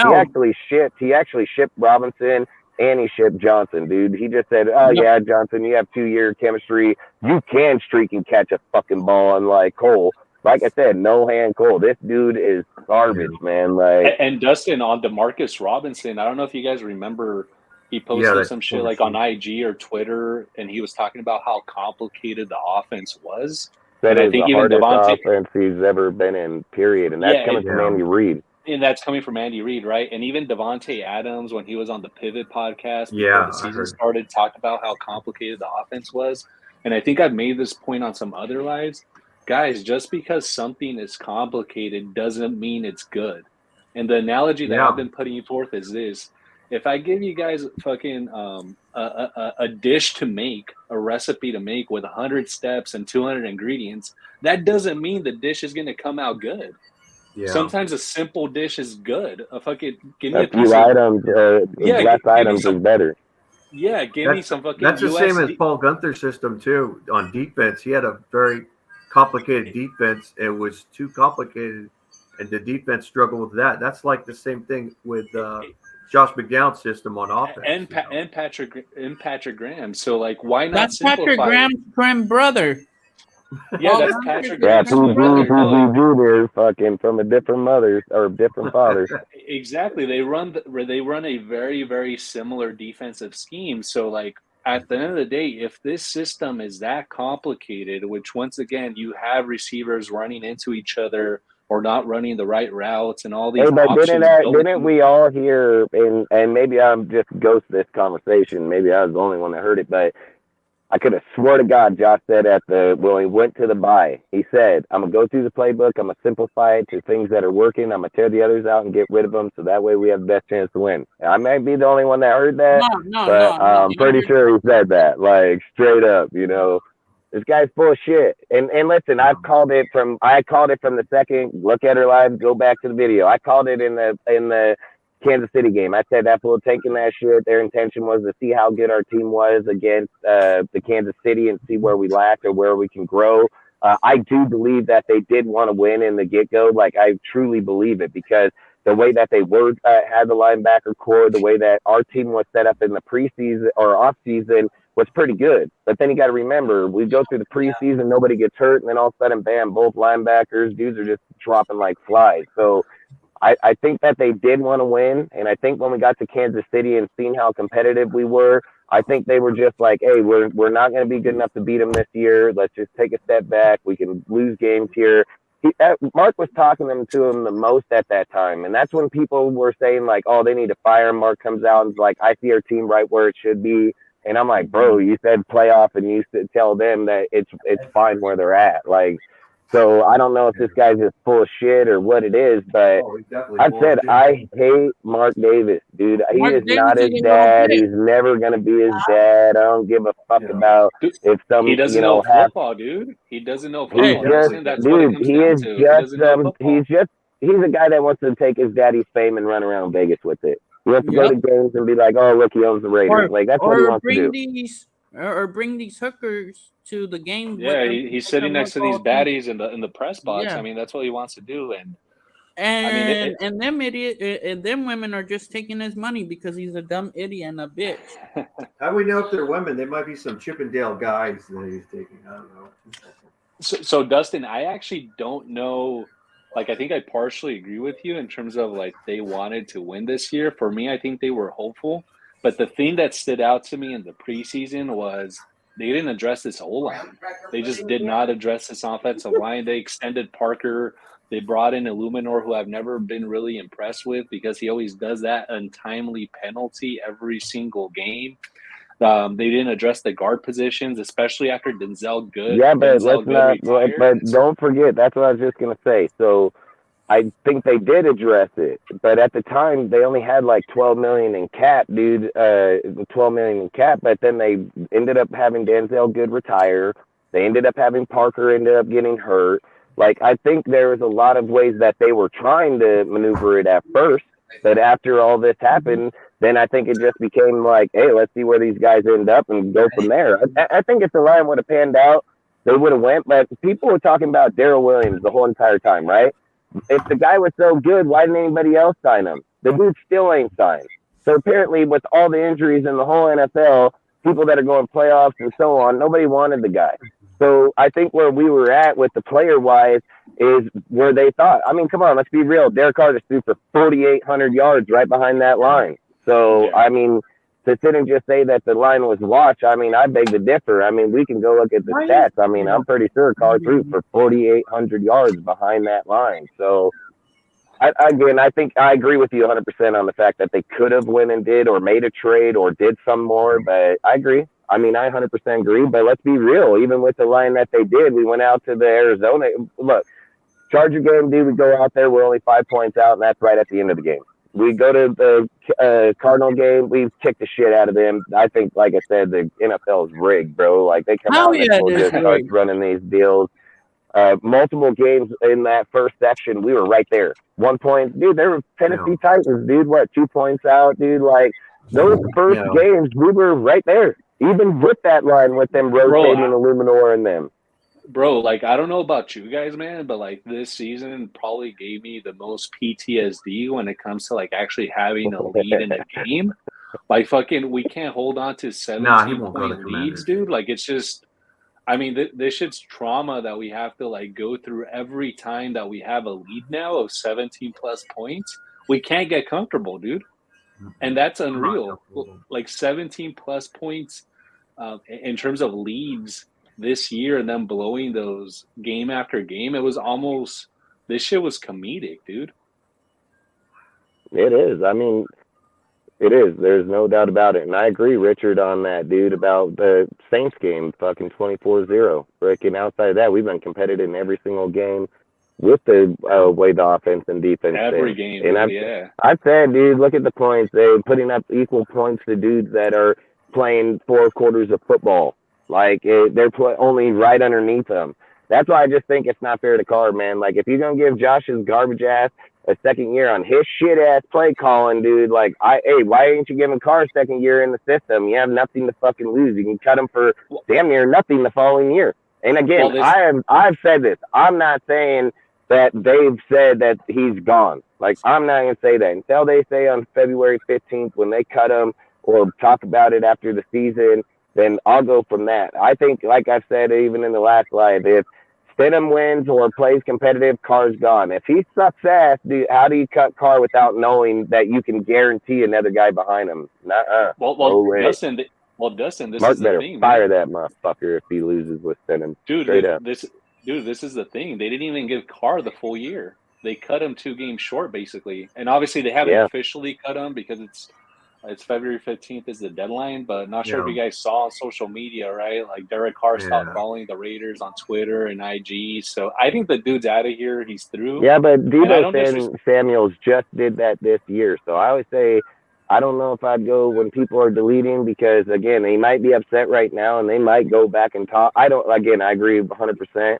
I'm just saying when you take something because a guy deletes something, we had this with Deebo. Deebo deleted his shit. He was like, hey, fuck this team, blah, blah, blah. Got his contract shit right back. So I think people will do it just to prove points. And I think, like, right here, look, again, Devontae is going to become a huge factor in here if we rebuild or not. You know, so and like Jacobs. I said, get ready for the fireworks. I think they'll probably tag Jacobs. They'll probably tag him. I like Cortez. Cortez got a topic I was talking with him about. I think we'll wait there. I think I'd look at Jacobs a lot different now, but we'll wait till we get to that point. I think unless you want to go with the Cortez, what are you doing? DC never liked Dennis Allen. No. Yeah. I think it's because of the, of history, because his rookie year, Yeah, just to touch quickly on the DC topic, because I saw that comment there, guys, and I think all of us are pretty much on the same page that Carr didn't really get a fair shot to succeed here. 6 head coaches in 9 years. I think I made this comment on another live. Look at the Steelers, 3 head coaches since 1969. We've had 3 head coaches since October 2021. Consistency is the mother of success. Our franchise hasn't had that. It's a roller coaster, and I'm tired of it being sort of a playground where these first-time GMs get their first shot at the NFL to lead a team. But it is what it is. We'll see if Ziegler and McDaniels could do it. I think the Colts will most definitely try and go after Derek Carr more than anyone else because they've been eyeing him. I mean, last year, or I should say this year, they were attempting to trade for Derek Carr. Yeah. They attempted to, and the fact that it's there, they're going to go. They might go after him. The Jets, the Saints, the Commanders. I think there's a lot of Commanders. I think Commanders will stick with what they got. I mean. Even though if I was Carr, I would prefer the Colts over the Commanders. And not only that, he got familiarity with Gus and frickin' Rod Miles, all them. He's going to have Pittman and Jonathan Taylor. Yeah, you're not, let's be real. If you're moving over here to there and then they can work out a deal. Because listen, if Carr is going to the Colts in a trade, Devontae's ass going with him. Because Carr can just tell him on the 15th, fuck you, cut me, I'll go get my own fucking contract. Straight up. So he getting cut. He's taking or traded. He's getting Adams with him. Otherwise, there's no trade. You're not getting nothing. I don't care. So look, there are certain things I think Zeke did screw up on. Obviously, this contract, 100%. He fucked Pooch on this one. And not only that, the Chandler Jones one, dude, I think what was it, like $51 million, 3 years, 17.5. Yeah, just a dumbass contract. And then if we try to get rid of him next year, it's like $34 million hit. Like, it's just, the guy has made a few bad ones, but he's made a lot of good ones. So I'll give him that. But they probably, like I said, I think it's insane to me that you put up a contract that you were just literally willing to cut a top 10, top 12 quarterback. Like, dude, watch this. Watch this. Watch if they cut him. Patriots cut fucking Mac Jones' sorry ass over there and go get Carr and be like, hey, come on over here, motherfucker. Like, that'd be a huge upgrade over him, man. Like, that's what I'm saying is like, you ain't gonna go get the guy. If you can manage a defense, you'd have a good team. Like, that's why I think I'd be livid, dude, that as a Raider fan, as a diehard Raider fan that spent a lot of money going to this shit, that if you're telling me you cut Carr, when Carr ain't even cost you nothing his whole career, he's only taking sacrifice after sacrifice, and you're going to cut him pick up Brady, and then fix your defense. Like, fuck you, Mark. Like, fuck you, straight up. You know, like, Yeah, fuck hey, Mark you Davis. should trip and fall, bro. Like, straight up. Like, you should trip and Because fall quick. what Mark Davis just did to him, that was a bitch ass move. Mark Davis knows that shit. I think Al Davis may have want to do a DNA test on Morkovich to see if he's related to him or not. He doesn't look like him. I'll say that, dude. Yeah, he doesn't even look like Al. Yeah, you are not the father. Get the fuck out of Raider Nation. You know, and you look at it, Richard, you're right. Yeah, that's facts. I mean, listen, I've said, why wouldn't you be fair to Carr and give him the defense that he deserves, dude? Like, these games, listen, I understand that people will sit and say, like, they should have scored a point and say, I'm not disagreeing against that, but let's be fucking real. If Cardinals puts up 21, 24 points in the first half, why can't the fucking defense stop a team from scoring 24 points? Like, how come we have 340 fucking 6 points scored, but our defense got 350? But dudes want to talk about this 6-week span.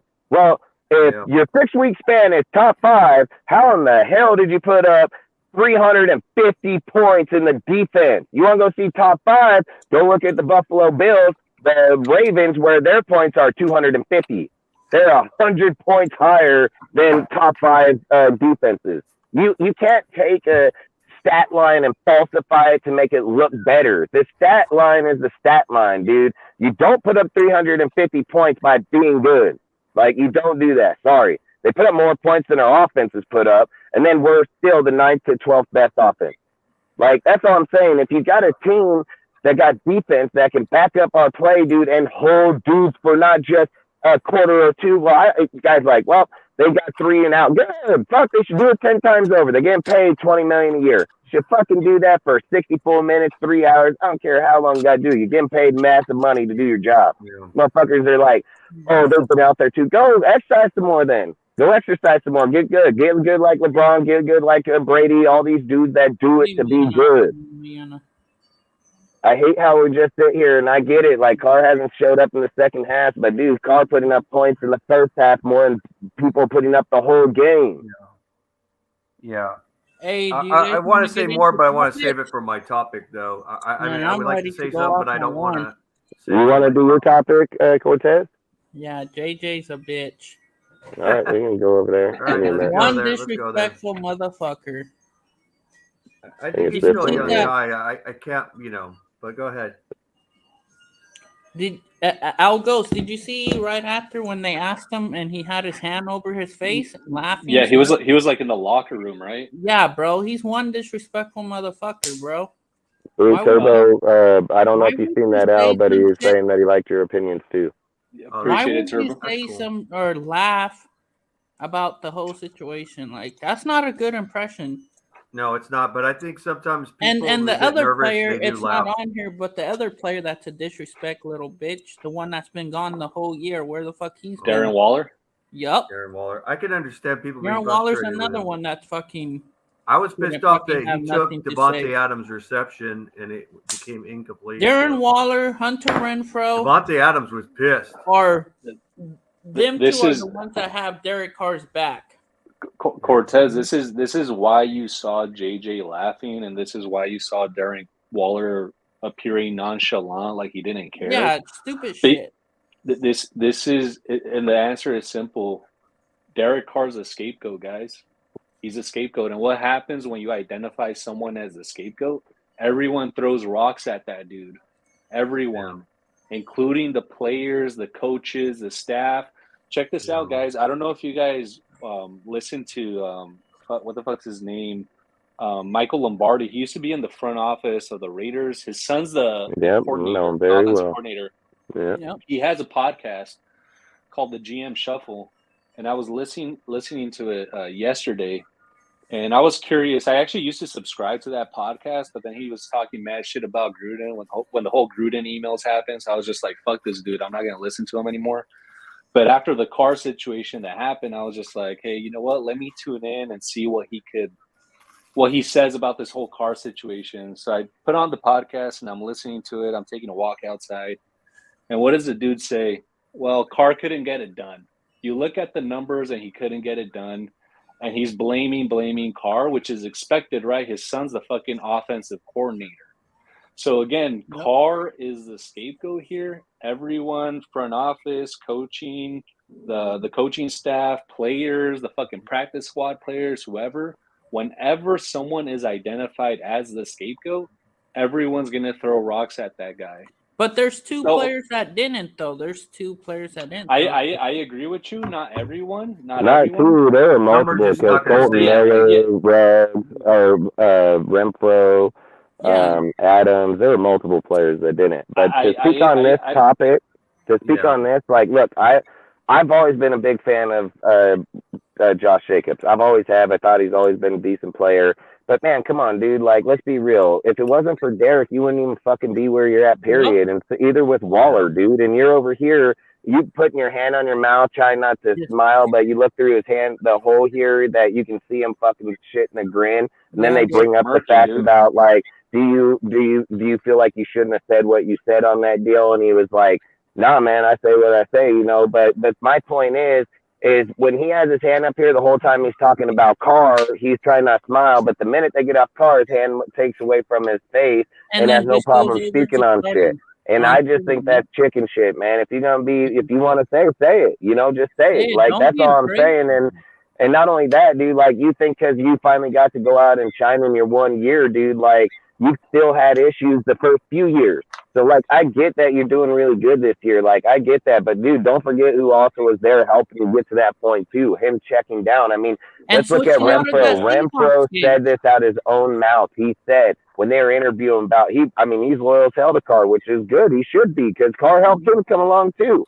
And he said Carr helped them win games this year. If it wasn't for Carr, we wouldn't have won those games. Seattle intended, you know, so all I'm saying is you're right, throwing rocks at the dude because of that. Waller don't even stick up for him. Don't forget he gave you 2 1,000-yard seasons, bud. Like, straight up. So he got him paid.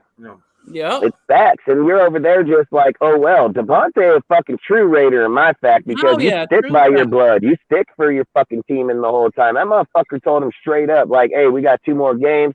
I'm gonna come out here, finish out like this, and then we'll see where we go from there. But then he comes out, like you say, you know, you want to bash on a dude that I came here for that's helped me get where we're. Look at, bro. I came here from Green Bay with Aaron motherfucking Rodgers.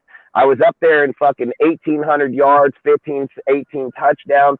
Carr's first year, he's over 1,312 touchdowns. Like, first year, that's probably what top 5 in Rodgers' whole 9 years. Like, that's all I'm saying. Like, this fool get 1 year like that, and he fucking smashed out with them. But then they sit there and they want to bash him, right? Like, all I'm saying to me is if you want to judge a dude, regardless of how people feel about him or how the nation or not, judge him fairly, man. Just judge him fairly. Go look up stats, pull them to the side, look at people like Buffalo, the Vikings, the Dallas, all these teams. Just go get those teams, put them side by side and say, these guys have 5 receivers, he got 1, 2. Yeah. I mean, let's not say that Waller and Renfro matter because they only played 3 times this year. Dustin, go back. It's facts. Derek Carr made tight ends Pro Bowls. He made Derek Cook a Pro Bowl. He's made a lot of people Pro Bowls. Pro Bowlers. And Cortez, Dustin, and not just this, right? This is the first season that we could actually say without a shadow of a doubt that Derek Carr actually has an undisputed number 1 wide receiver. Prior to this year, he did not have an undisputed number 1 wide receiver. I don't care what people say about Amari Cooper. He is not an undisputed number 1 wide receiver. No. Neither is Michael Crabtree. He had Jordy Nelson. Don't forget fucking 2018 Jordy Nelson, who was running a 5.5 40, dude. Like, it was crazy. So when people are, to Dustin's point about fairly assessing and evaluating Carr's tenure at the Raiders, look at the totality of the circumstances that the guy had to go through, right? He joins an unstable organization in 2014. He goes 0-10. He doesn't sit behind an Alex Smith for a year and learn a system. He doesn't have one single coach or play caller during his entire 9-year tenure with the Raiders. 6 head coaches in 9 years, multiple play callers, fucking players killing people. players threatening others on fucking Instagram Live, coaches resigning because of homophobic and sexist emails or whatever. I mean, the guy's gone through it. And then the president. So this must have started way before our president that we had. He stepped down last year, and then they got rid of the intern president for some reason, and then the tax situation too. We don't. And then the Yeah. franchise relocating from the Bay Area to Southern Nevada to Las Vegas. I mean, the guy's gone through it. He's going to go to another team. This is the silver lining, guys. Or should I say silver and black lining to this whole thing. Derek Carr is going to go to another team, and he's going to succeed. And what we're going to hear from the Carr haters this coming fall is, well, he didn't do that for our team. But all of us on this panel know exactly why he couldn't do that here. Because to Dustin's point, he never had a fucking defense that was ranked higher than what, 20? I think you have the stat. 20, Yeah. 22.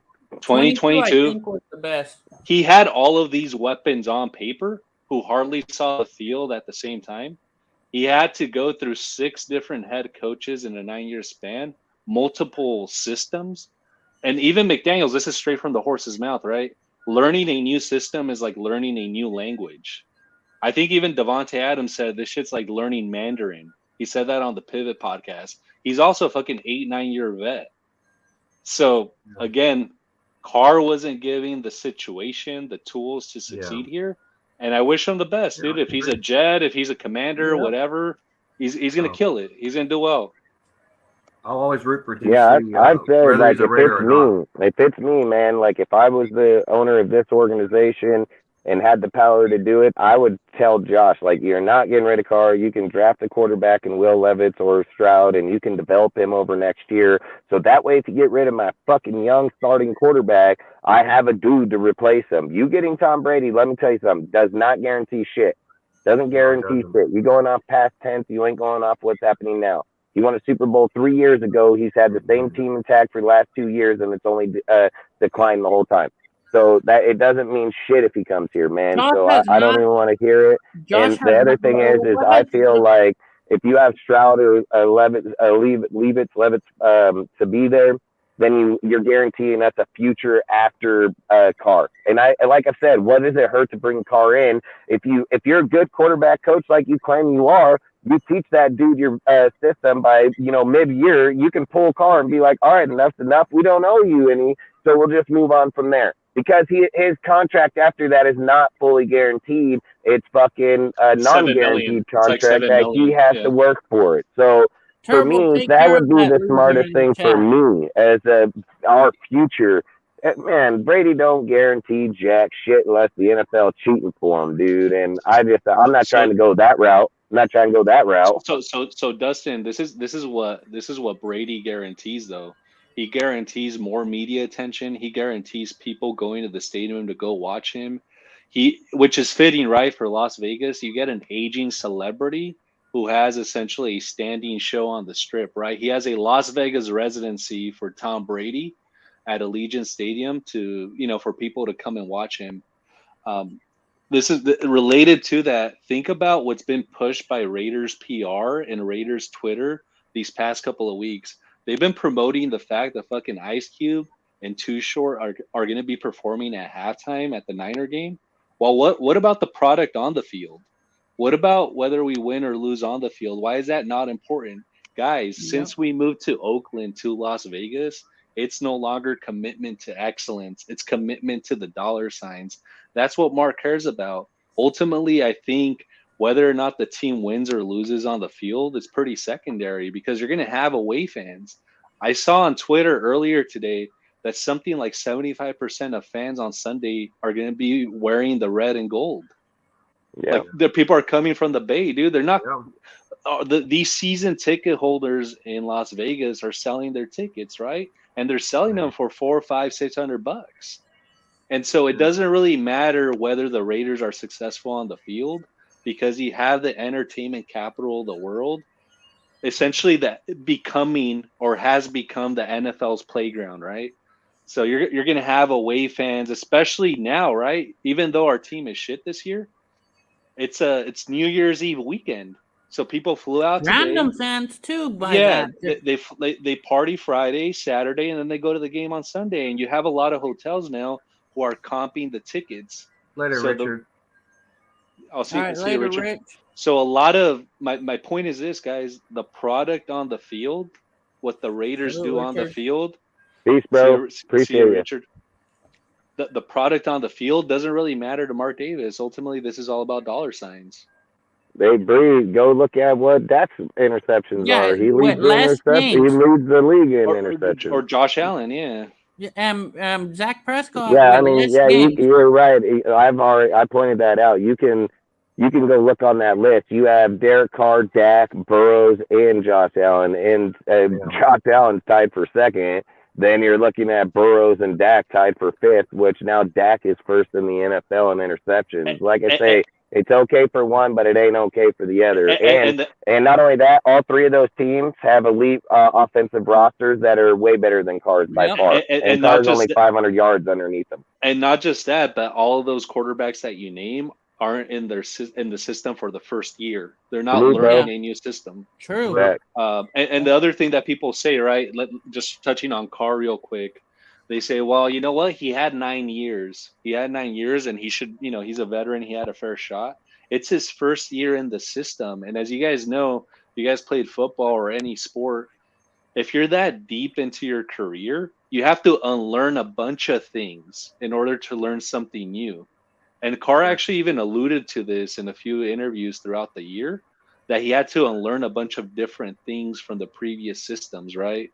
West Coast offensive system, very different from the Urquhart Perkins, right?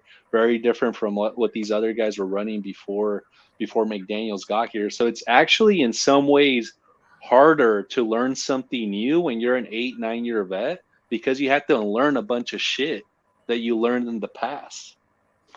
Facts. And don't forget, Allen's first 2 years, they were calling him a bust. So he didn't just come out there and just excel from day one. So I can show up multiple deals of Stephen A., frickin' Colin Coward, multiple recruits, everything saying Josh Allen first 2 years was a bust. Skip.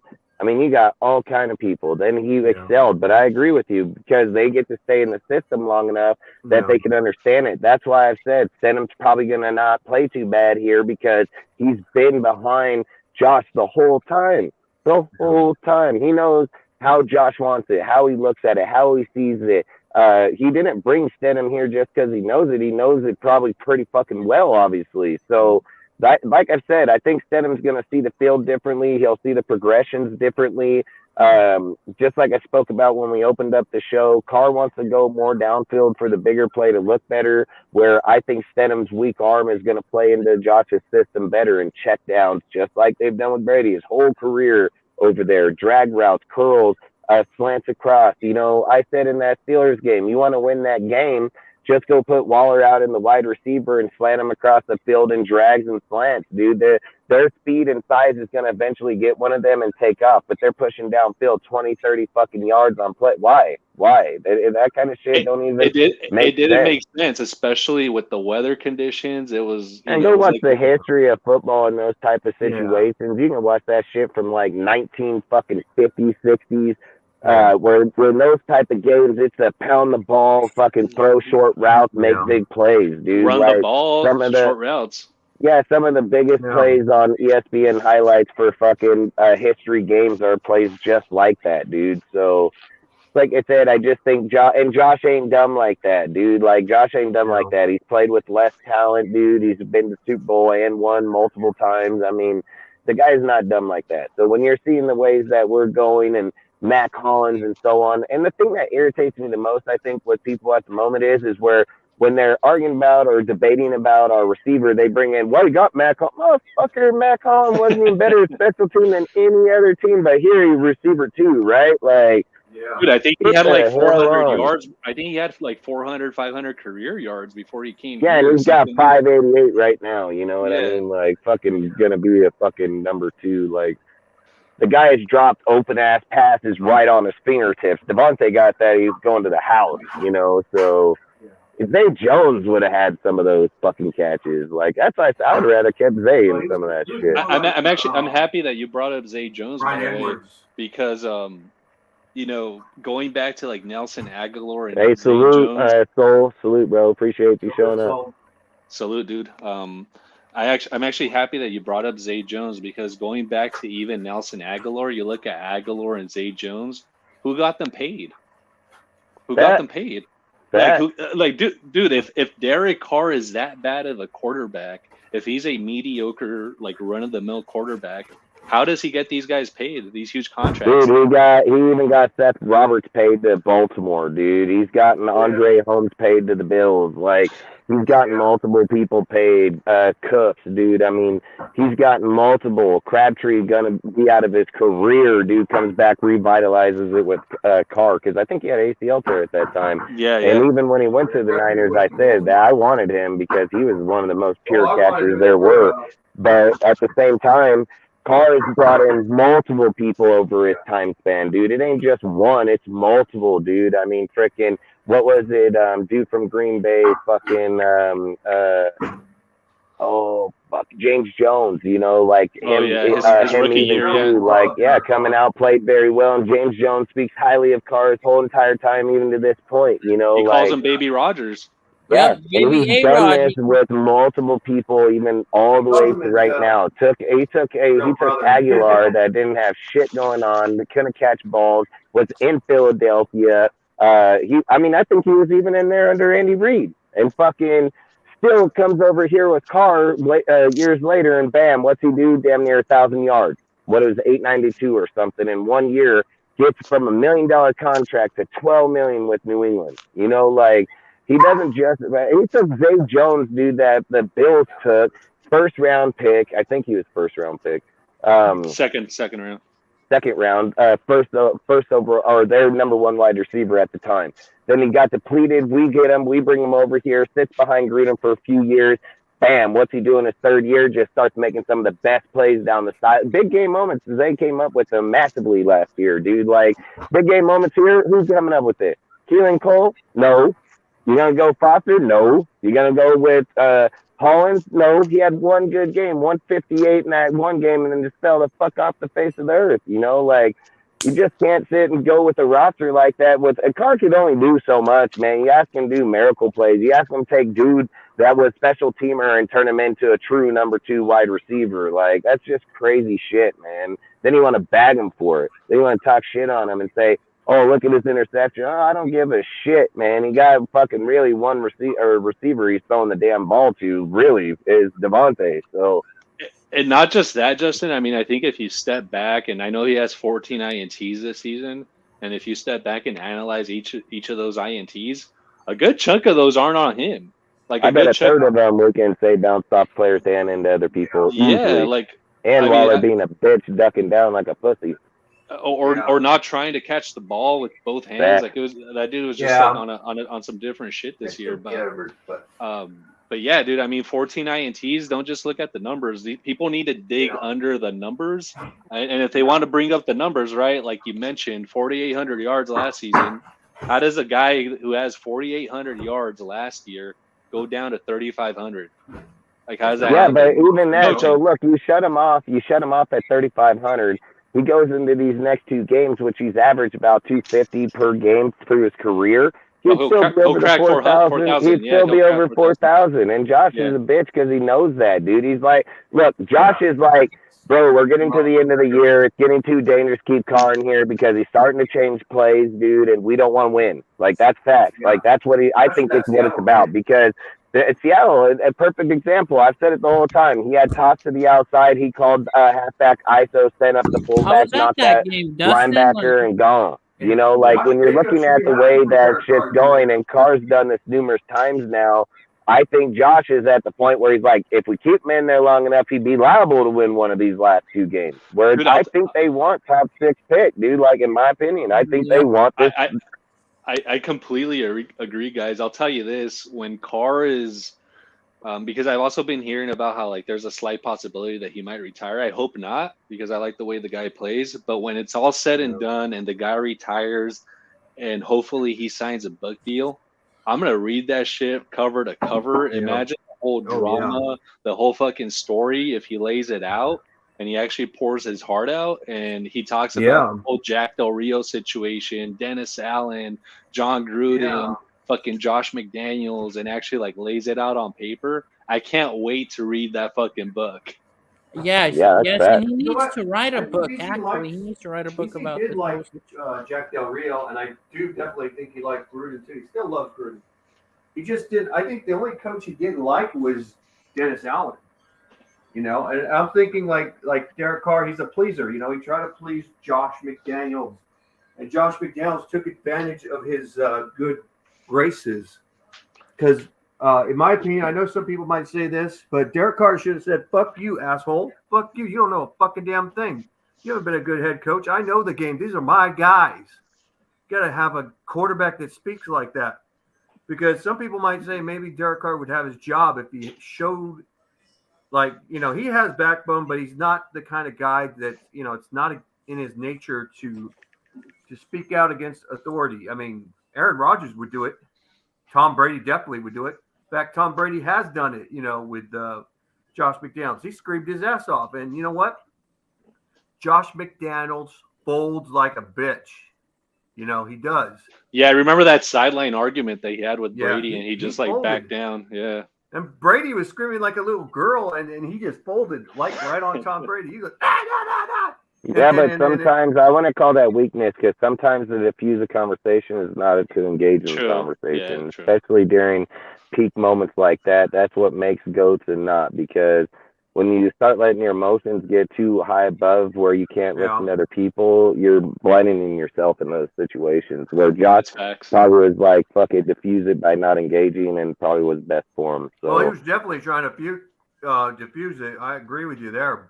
But he was doing that because, you know, at the time, he was at good graces with Robert Kraft and everything. And then, you know, because there was times that, you know, that Bill Belichick wanted to replace him with Jimmy Garoppolo, but then who had to say of that not happening? It was Robert Kraft, you know? And I agree with you, Turbo, on this one, because I think the way that Zeke and them drew up that contract, they fucked themselves, dude, because, Carr probably demand that Adams is traded with him. And if he goes to the Colts with Adams and Pittman and fucking Jonathan Taylor, watch the fuck out. And again, he's going to have to go to a team that has the cap at that point, because you're going to be paying for Carr and you're going to be paying for Adams. So that's going to demand a lot of draft cap. But what I was going to say is I think it would be smarter for Carr to just tell them, look, you fucked up on the contract. Fuck you, because you try and backdoor me now. I would too. I'm just going to ask to be released, and I'm going to deny all trades. And then I'll get released on the 15th, and then I'm gonna go wherever the fuck I want, like straight up. So, Adams for a first-round pick. In my opinion, I think that contract was fake. How they wrote it up. Again, we're making speculation that he's gone. I mean, I'm not saying he's gone, that he's not gone. Okay, I just say, man, Denham's got to show that the system's gonna work first. I think that's a massive part in this whole let's cut Carr shit. Like, you can't just go out there and be like. Again, if you know Tom Brady coming here, you're tampering, like straight up, dude. And did Goodell say it's okay for them to tamper with Brady? And then you're sitting there putting this public on ESPN, First Take, all these things that Brady may leave Tampa Bay and go there. What indicates that? What even indicated that, dude? Like, just because you're moving on from Carr? Like, I'm telling you, Brady wouldn't be my first pick. It would be Aaron Rodgers, straight up, dude. Like, if I can give Rodgers to Vegas for $12 or $40 million, I'll give $10 million more for him. You know, like, I'll give the $40 million, no problem for Rodgers. You know, so I think Rodgers is more like I think he'd probably take the money, but I don't know. You'd have to trade. I don't know how all that's gonna go, and I don't know if I'd go that far. I'm just saying, if we go that route, like, I would prefer to go youth. I would take CJ fucking Stroud, dude. Put him back there. He's a mobile player, got great arm, got great vision. His sack rate inside the pocket's like 12.7. Like, that's phenomenal. That means his awareness is fucking like 88.3 of not getting sacked in the pocket, or 87.3. He ain't gonna get sacked in the pocket. So with the line we got and the turmoil we have, I would prefer CJ Stroud, man. Like straight the hell up. The only Yeah, thing the is, question though, there though is if we're the actually going to system, be though. drafting high enough to have CJ Stroud still available there, because I think Yeah, I don't we're think he'll 11th. be. Are we 11th right now? No, hell We no. could We're drop ninth. 9, I think. We're We're ninth. ninth. We're I ninth. think Yeah, he's and if we I don't lose think these he's next there. 2 games, if we lose these next 2 games, we can pick as high as 6. So we can be at the 6th pick, and CJ Stroud's might be draft there. He might stock be is there, falling yeah. off. Yeah, he Dude, might be listen, there. this is why I'll tell you why we'll be there. Because Zeke is already invested in draft stock for multiple years in front of us. So we have draft stock forward. So it wouldn't take him nothing to go to them and be like, hey, we get CJ Stroud right now. I'll give you first next year with this year, and we'll move up. You know, look at what they did with Trey Lance. That's 3 first-round picks, dude. Like, if you're telling me all we got to do is sacrifice one, the problem I have is I wish this year was next year, because I think Drake and fucking Caleb Williams are way better quarterbacks. Like, especially if you're going to make a move like that. I would rather wait till next year and get Drake and Caleb, because I think that would be the better deal for our organization. But look, I'm not going to say that Kansas, what is it, Levis? I'm not. There's another one. Will Levis.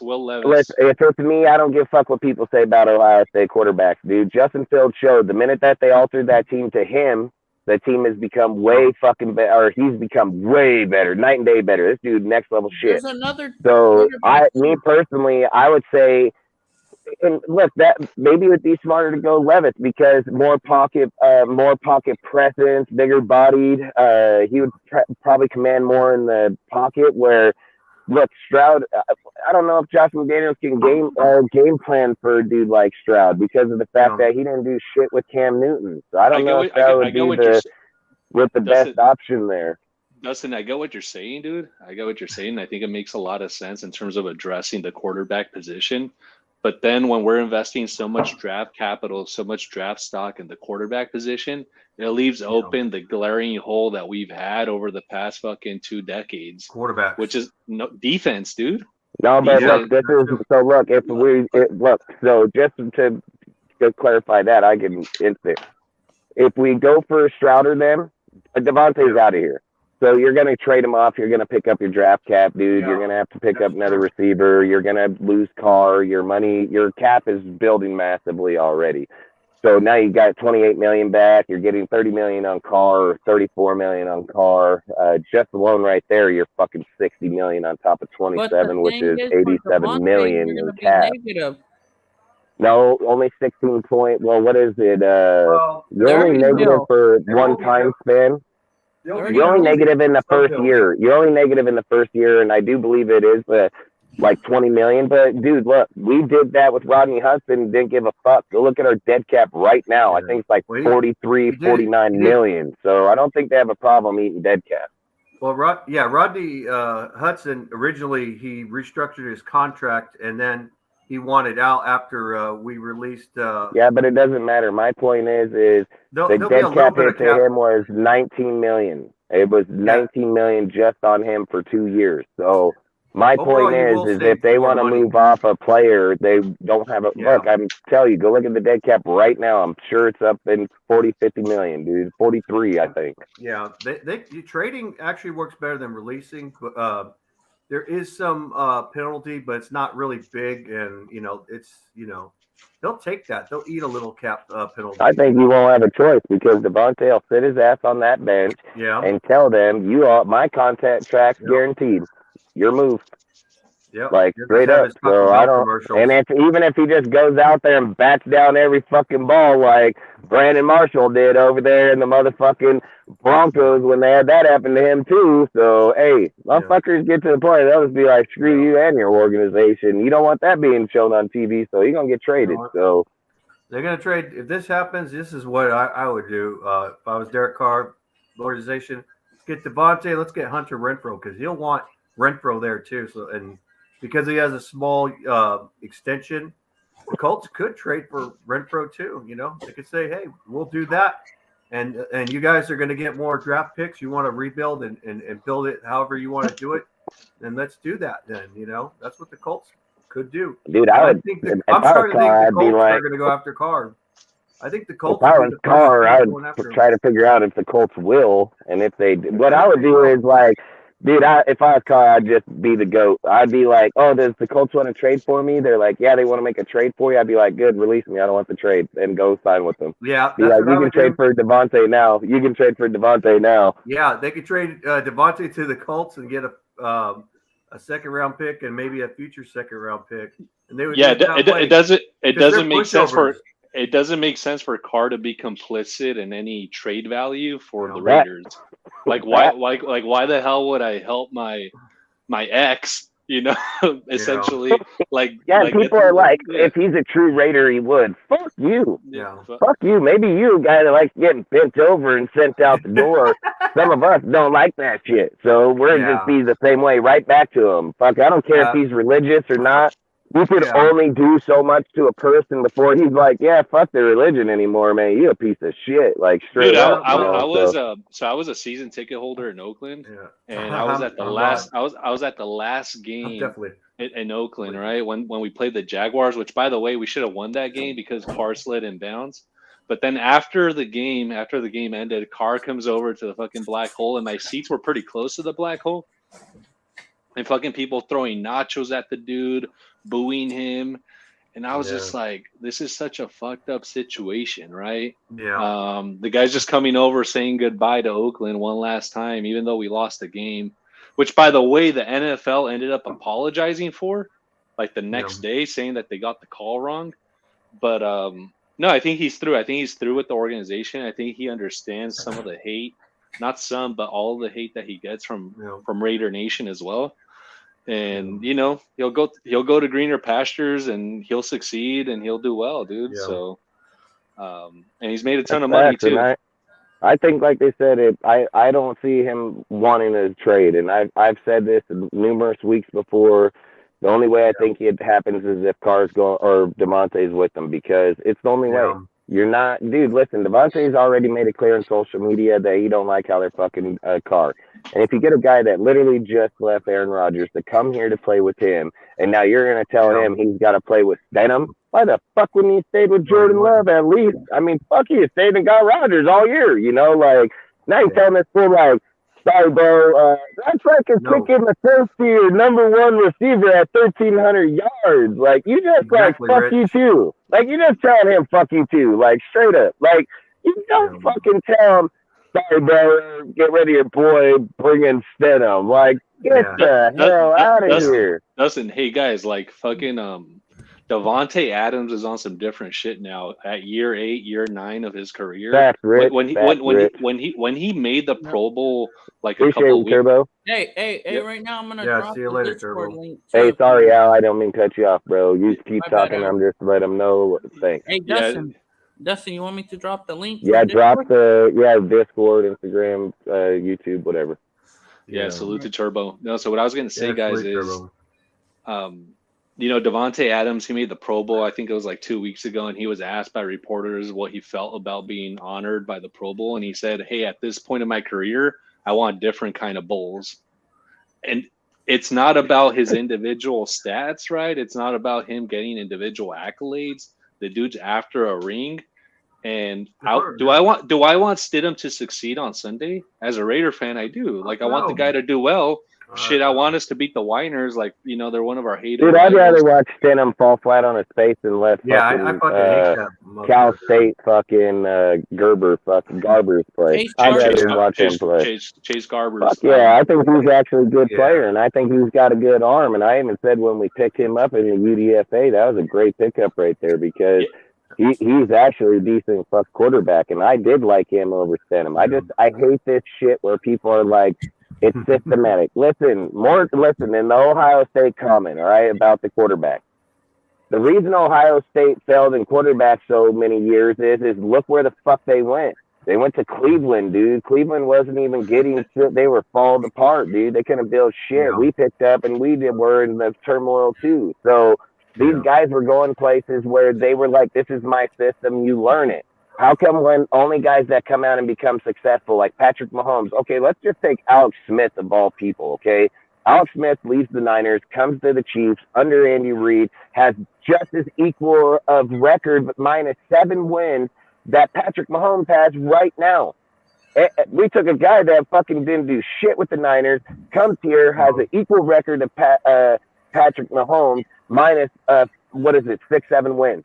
So Patrick has, at this point in his career, 7 more wins than Alex Smith had at his point with Andy Reid.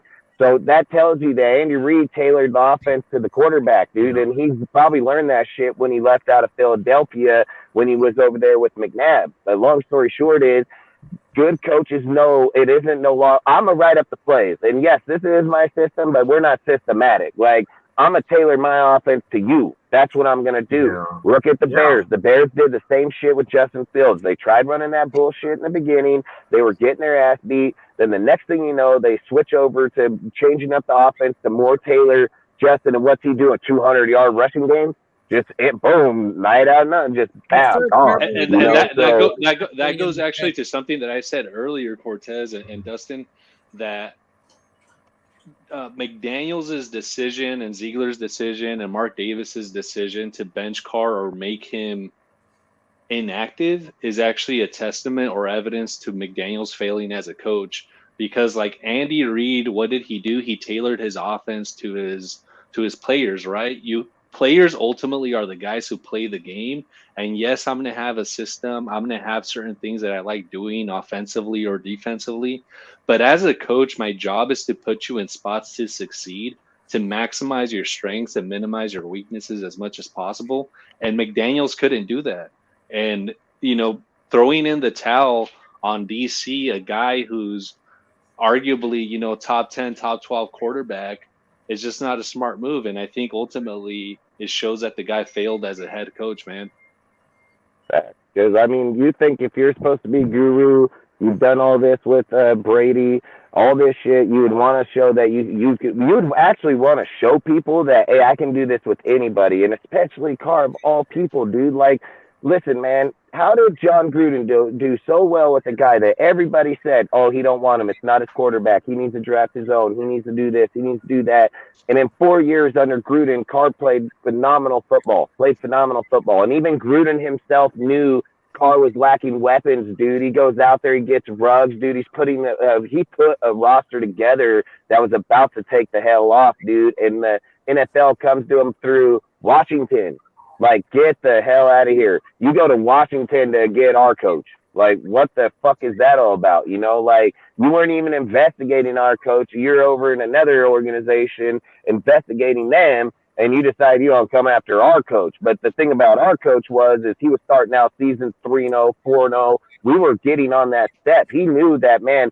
He knew that he screwed up on the Paul Gunther deal. And I know that he wanted to go another year because his friend, but he knew he screwed up because he got rid of him, went to Gus.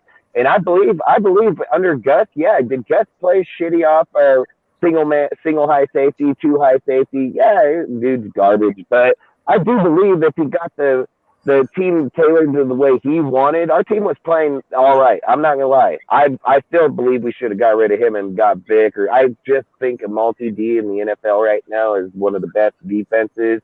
And if you get a dude like Vic Fangio or Brian Flores or somebody that knows that system like Bill, because they can coach it, they know that shit very well. We're not asking him to come be a head coach. We're just asking him to be the coordinator of the defense. Like, I believe when you got dudes that know that shit and play one deal, not trying to run it. Brian Flores was beating on people over in Miami till all that shit happened. So I just think, and Vic's been doing it for years. His defense been one of the best for years on years, and not just the best, like top 5, top 3. Like, his shit's pretty good. So I'm just saying, look, Gruden, with everything people said about Gruden, because he said what he was going to do. He said what he was going to do. He said he was going to come in here. He's going to make our team better. People hated that he got rid of Khalil Mack and Amari Cooper to just start it up. He blew up that whole damn offense. He just sunk that shit. He kept Carr and he built around him. And every single year he even tried. Remember, don't forget, he tried to get AV and Tyrell Williams right off the get-go for Carr, dude. AV is a bitch. We ended up with Martavius Bryant and that Swiffer dude from the Steelers. And it just didn't favor him. I think we even Jordy Nelson that year, it just didn't favor Carr. But Gruden did try. And then after that, every year, dude, he was sitting there putting the pieces together, man. He got Renfro. He went out and got Ruggs, dude. He had Waller and them playing at a high level, dude. Like, I strongly believe Ruggs was about to kick the shit out of the NFL that year, dude. Like, he was making deep downfield, dude, stretching pools, dude. Dude, Ruggs was gonna have a nasty year. Like that guy, we hit on that top pick. 3. We hit on that pick, dude, and it's such a tragic story. Yeah, that guy's career one ended hit up, wonder. But we hit on that pick, guys. But I was gonna say this, dude. I'm actually like a really big John Gruden fan when it comes to offensive play calling. Oh, you and me, man. And just overall play design, dude. The guy's a fucking genius, dude. I still remember when he called that against like that cover 0 that the Jets were playing back in like 2020, and fucking Ruggs comes free, and he knew, like Gruden knew that fucking cover 0 was coming, dude, and that Henry Ruggs was gonna come free. And that fucking Derek Carr was going to hit him over the sideline. Dude, and that fool got fired. And we let Graham do this to us in the Rams and keep his the Rams game, smile. Yeah, we let him It's fucking joke. It's fucking wild. But as much of a fan... Rich, I have thought that same thing because I just hate seeing good dudes like that. Like, I thought that same shit. Like, what is he fucking with his family? Like, he leaves Vegas. Like, I'd be pissed, man. But yeah, I'd be pissed, too. Hey, right now I think he's playing Fortnite. That's so we appreciate you, bro. And like I said, this channel is always built to have those conversations, man. Like our channel isn't scripted on agreeing or disagreeing. We're gonna see takes differently, and I've always said I think that's what the Death Star Report is most been focused on from day one. Through my Discord, through the Instagram, through everything I've always said, put posts out that are controversial to give multiple different visions, because I believe when you keep going to other deals or hearing other people, they narrow in on a single subject, and then it's like tunnel vision. They just want to keep saying it to where you start believing it, or adaptability, because you think if you think something else, you're going to be judged different. Here, I've always said, we can't see both sides of the ball unless somebody else says it. And if we criticize him for that, or criticize a person for it, then we're probably just criticizing ourselves on knowledge-wise. I think our knowledge for the team needs to be for all aspects, because no matter how much knowledge I may have, or Al, or Cortez, or Rudy, or Jeff, or Eric, or anybody that's on our panel, if we all seen it the same way, it wouldn't be no fun. You got 8 dudes on the panel. Everybody, I see it this way. Listen, we agree. But the thing I like the most about our panel, and all our people in the chat is that the combative talk shows you that, yeah, some people are very conflicted about Carr. Like I've said, it's you love them or you hate them. But when you get people here, you'll see, like, it's like, yeah, it's time to move on. Or nobody disagrees. If that's your view, that's your point. We're not going to sit here and say that it's not, and we're not going to censor you because you say it. I've always said this is a place to talk football, talk shit about football. My team, Chiefs fan, I don't care, as long as they're respected in the game that we're talking about. And again, we're never going to be just one way. We want to see it from all ways, because I believe if you're looking to better your team, you need to be able to see it that way, no matter if it's an individual. And that's why I've always said I'm not a fan of an individual till they're done. Like Charles Woodson, my favorite Raider of all time. He's done. I loved him the whole time, but I've never be a single bias because he left the Raiders, went to Green Bay, came back. Like, I don't like that. I don't like how we're doing Carr. Like, I'll be honest, dude, I've watched us go through hell of quarterbacks through our whole 2000 era, dude. I mean, I've said it on our show numerous times. You're going through Kerry Collins, Carson Palmer, fucking Aaron Brooks, Tyrell Pryor, Dante Culpepper, dude. You know, you're going through multiple people. Tuiasa Sopo. I mean, like, we went through so many people and lost. Bruce Gradkowski. I mean, and I think he was one of the better ones in my opinion. But yeah, he was okay. I don't know. He was a little short.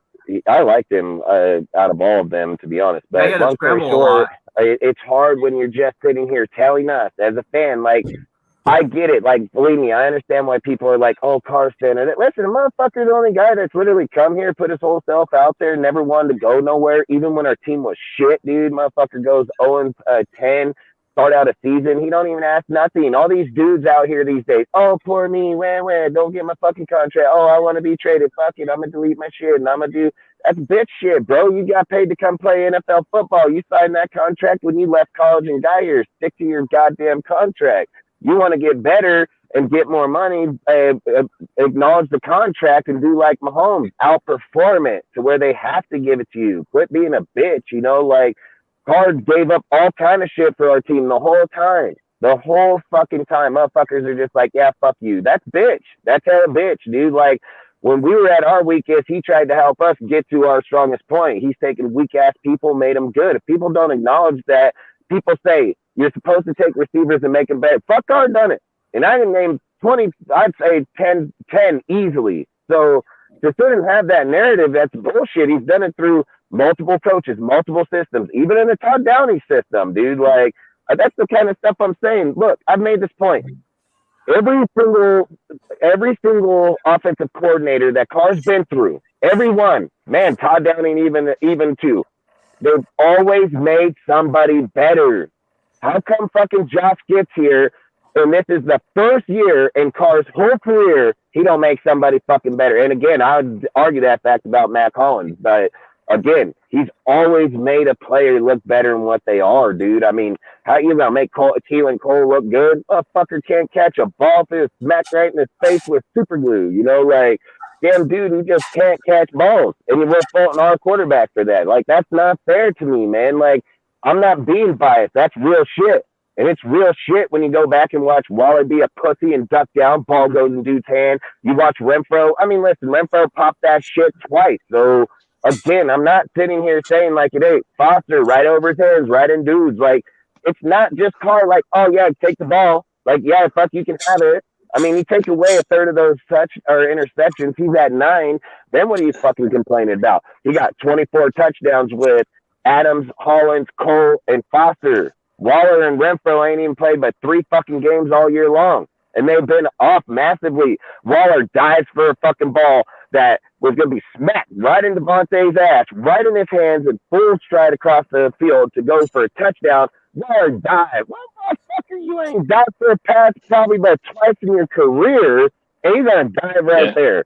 Like, that shit's crazy. Yeah. Like, that shit's hella crazy, dude. Then you have them, like, if they were running right into each other, then you still have that with Renfro and Adams in what was it, the Cardinal game, I think, where they fucking ran right in. Like, that's the kind of shit I'm just saying, like, even with the bad year, even with everything that's happened, Carr has still put up substantial numbers. Like I say, judge them fairly, man. Let's not be bitches and sit here and say, oh, fucking, hey, you want to go get a quarterback that's fucking 36, dude. When you're 36, you're not 26 that can take the next level. You're 36, you're going to fall off the fucking bridge.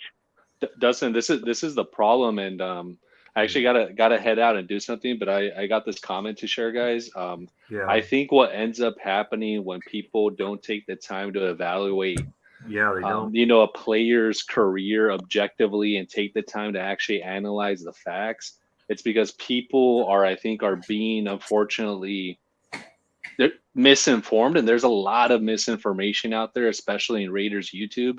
I'm really happy that I found you guys, Death Star Report, because I think you guys offer a fair and balanced analysis of our team.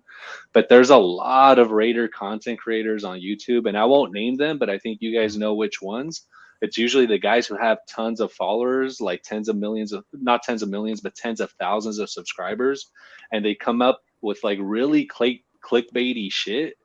And they pander to a certain audience that doesn't analyze and doesn't understand football on a deep level, and doesn't understand that, hey, football games are one of the trenches, that yes, the quarterback is important, but there are, 10 other guys on offense, and there's defense and special teams.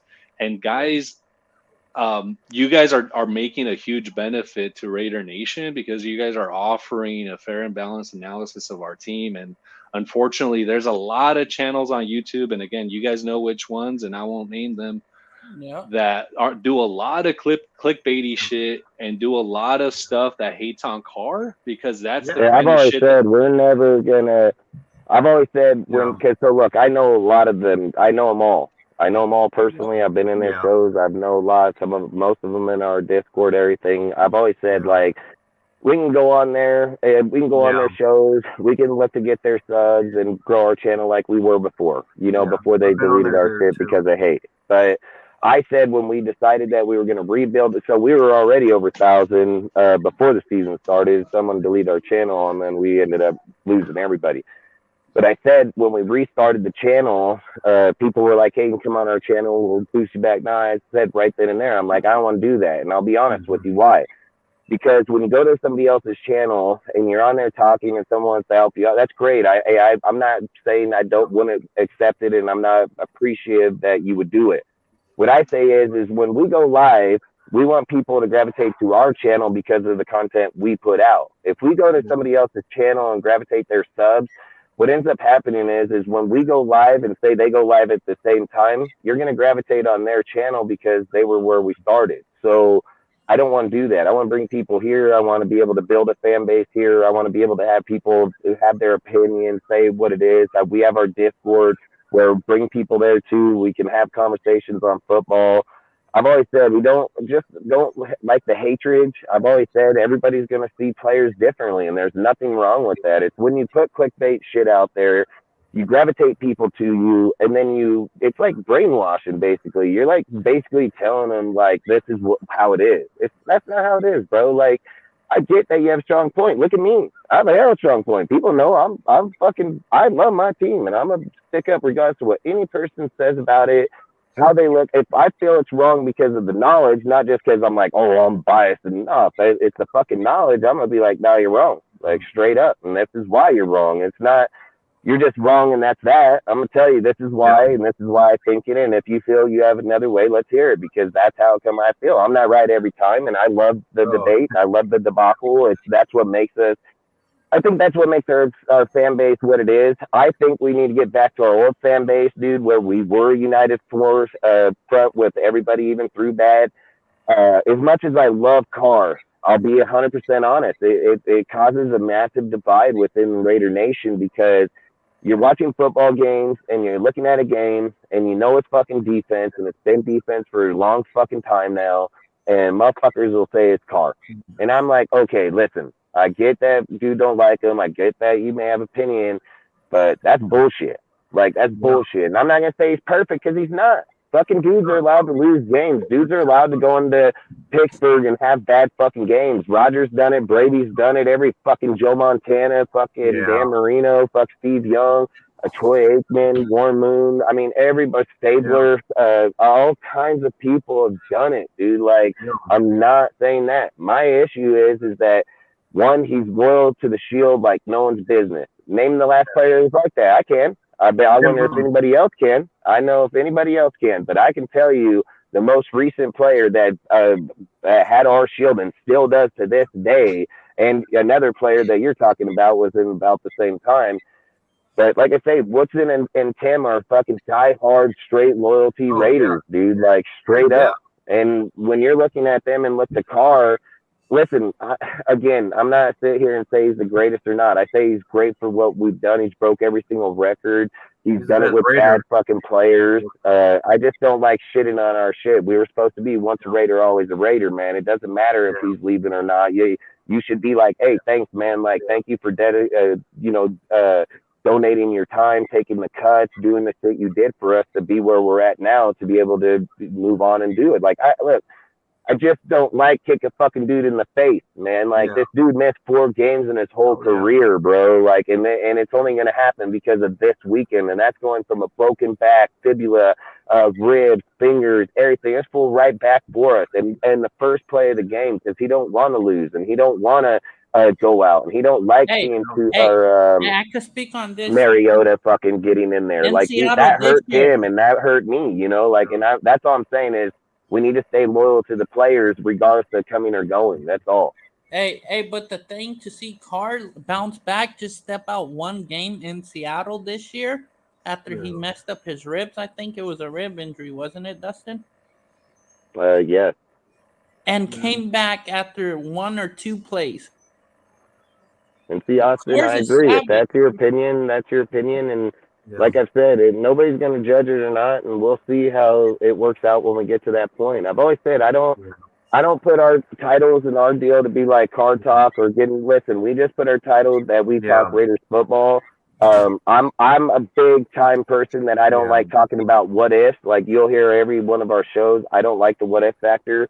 I don't like theorizing and stuff, dude. I mean, like I've said, the writing's pretty much on the wall that Carr's out, but until somebody on the fucking team says it or the fucking release them, I'm just leave it where it's at until it is, man, because I hate what if them goes have shit they can't get Brady and they keep Carr. You know, like that's all I'm saying. You build up all this shit and then what's gonna happen?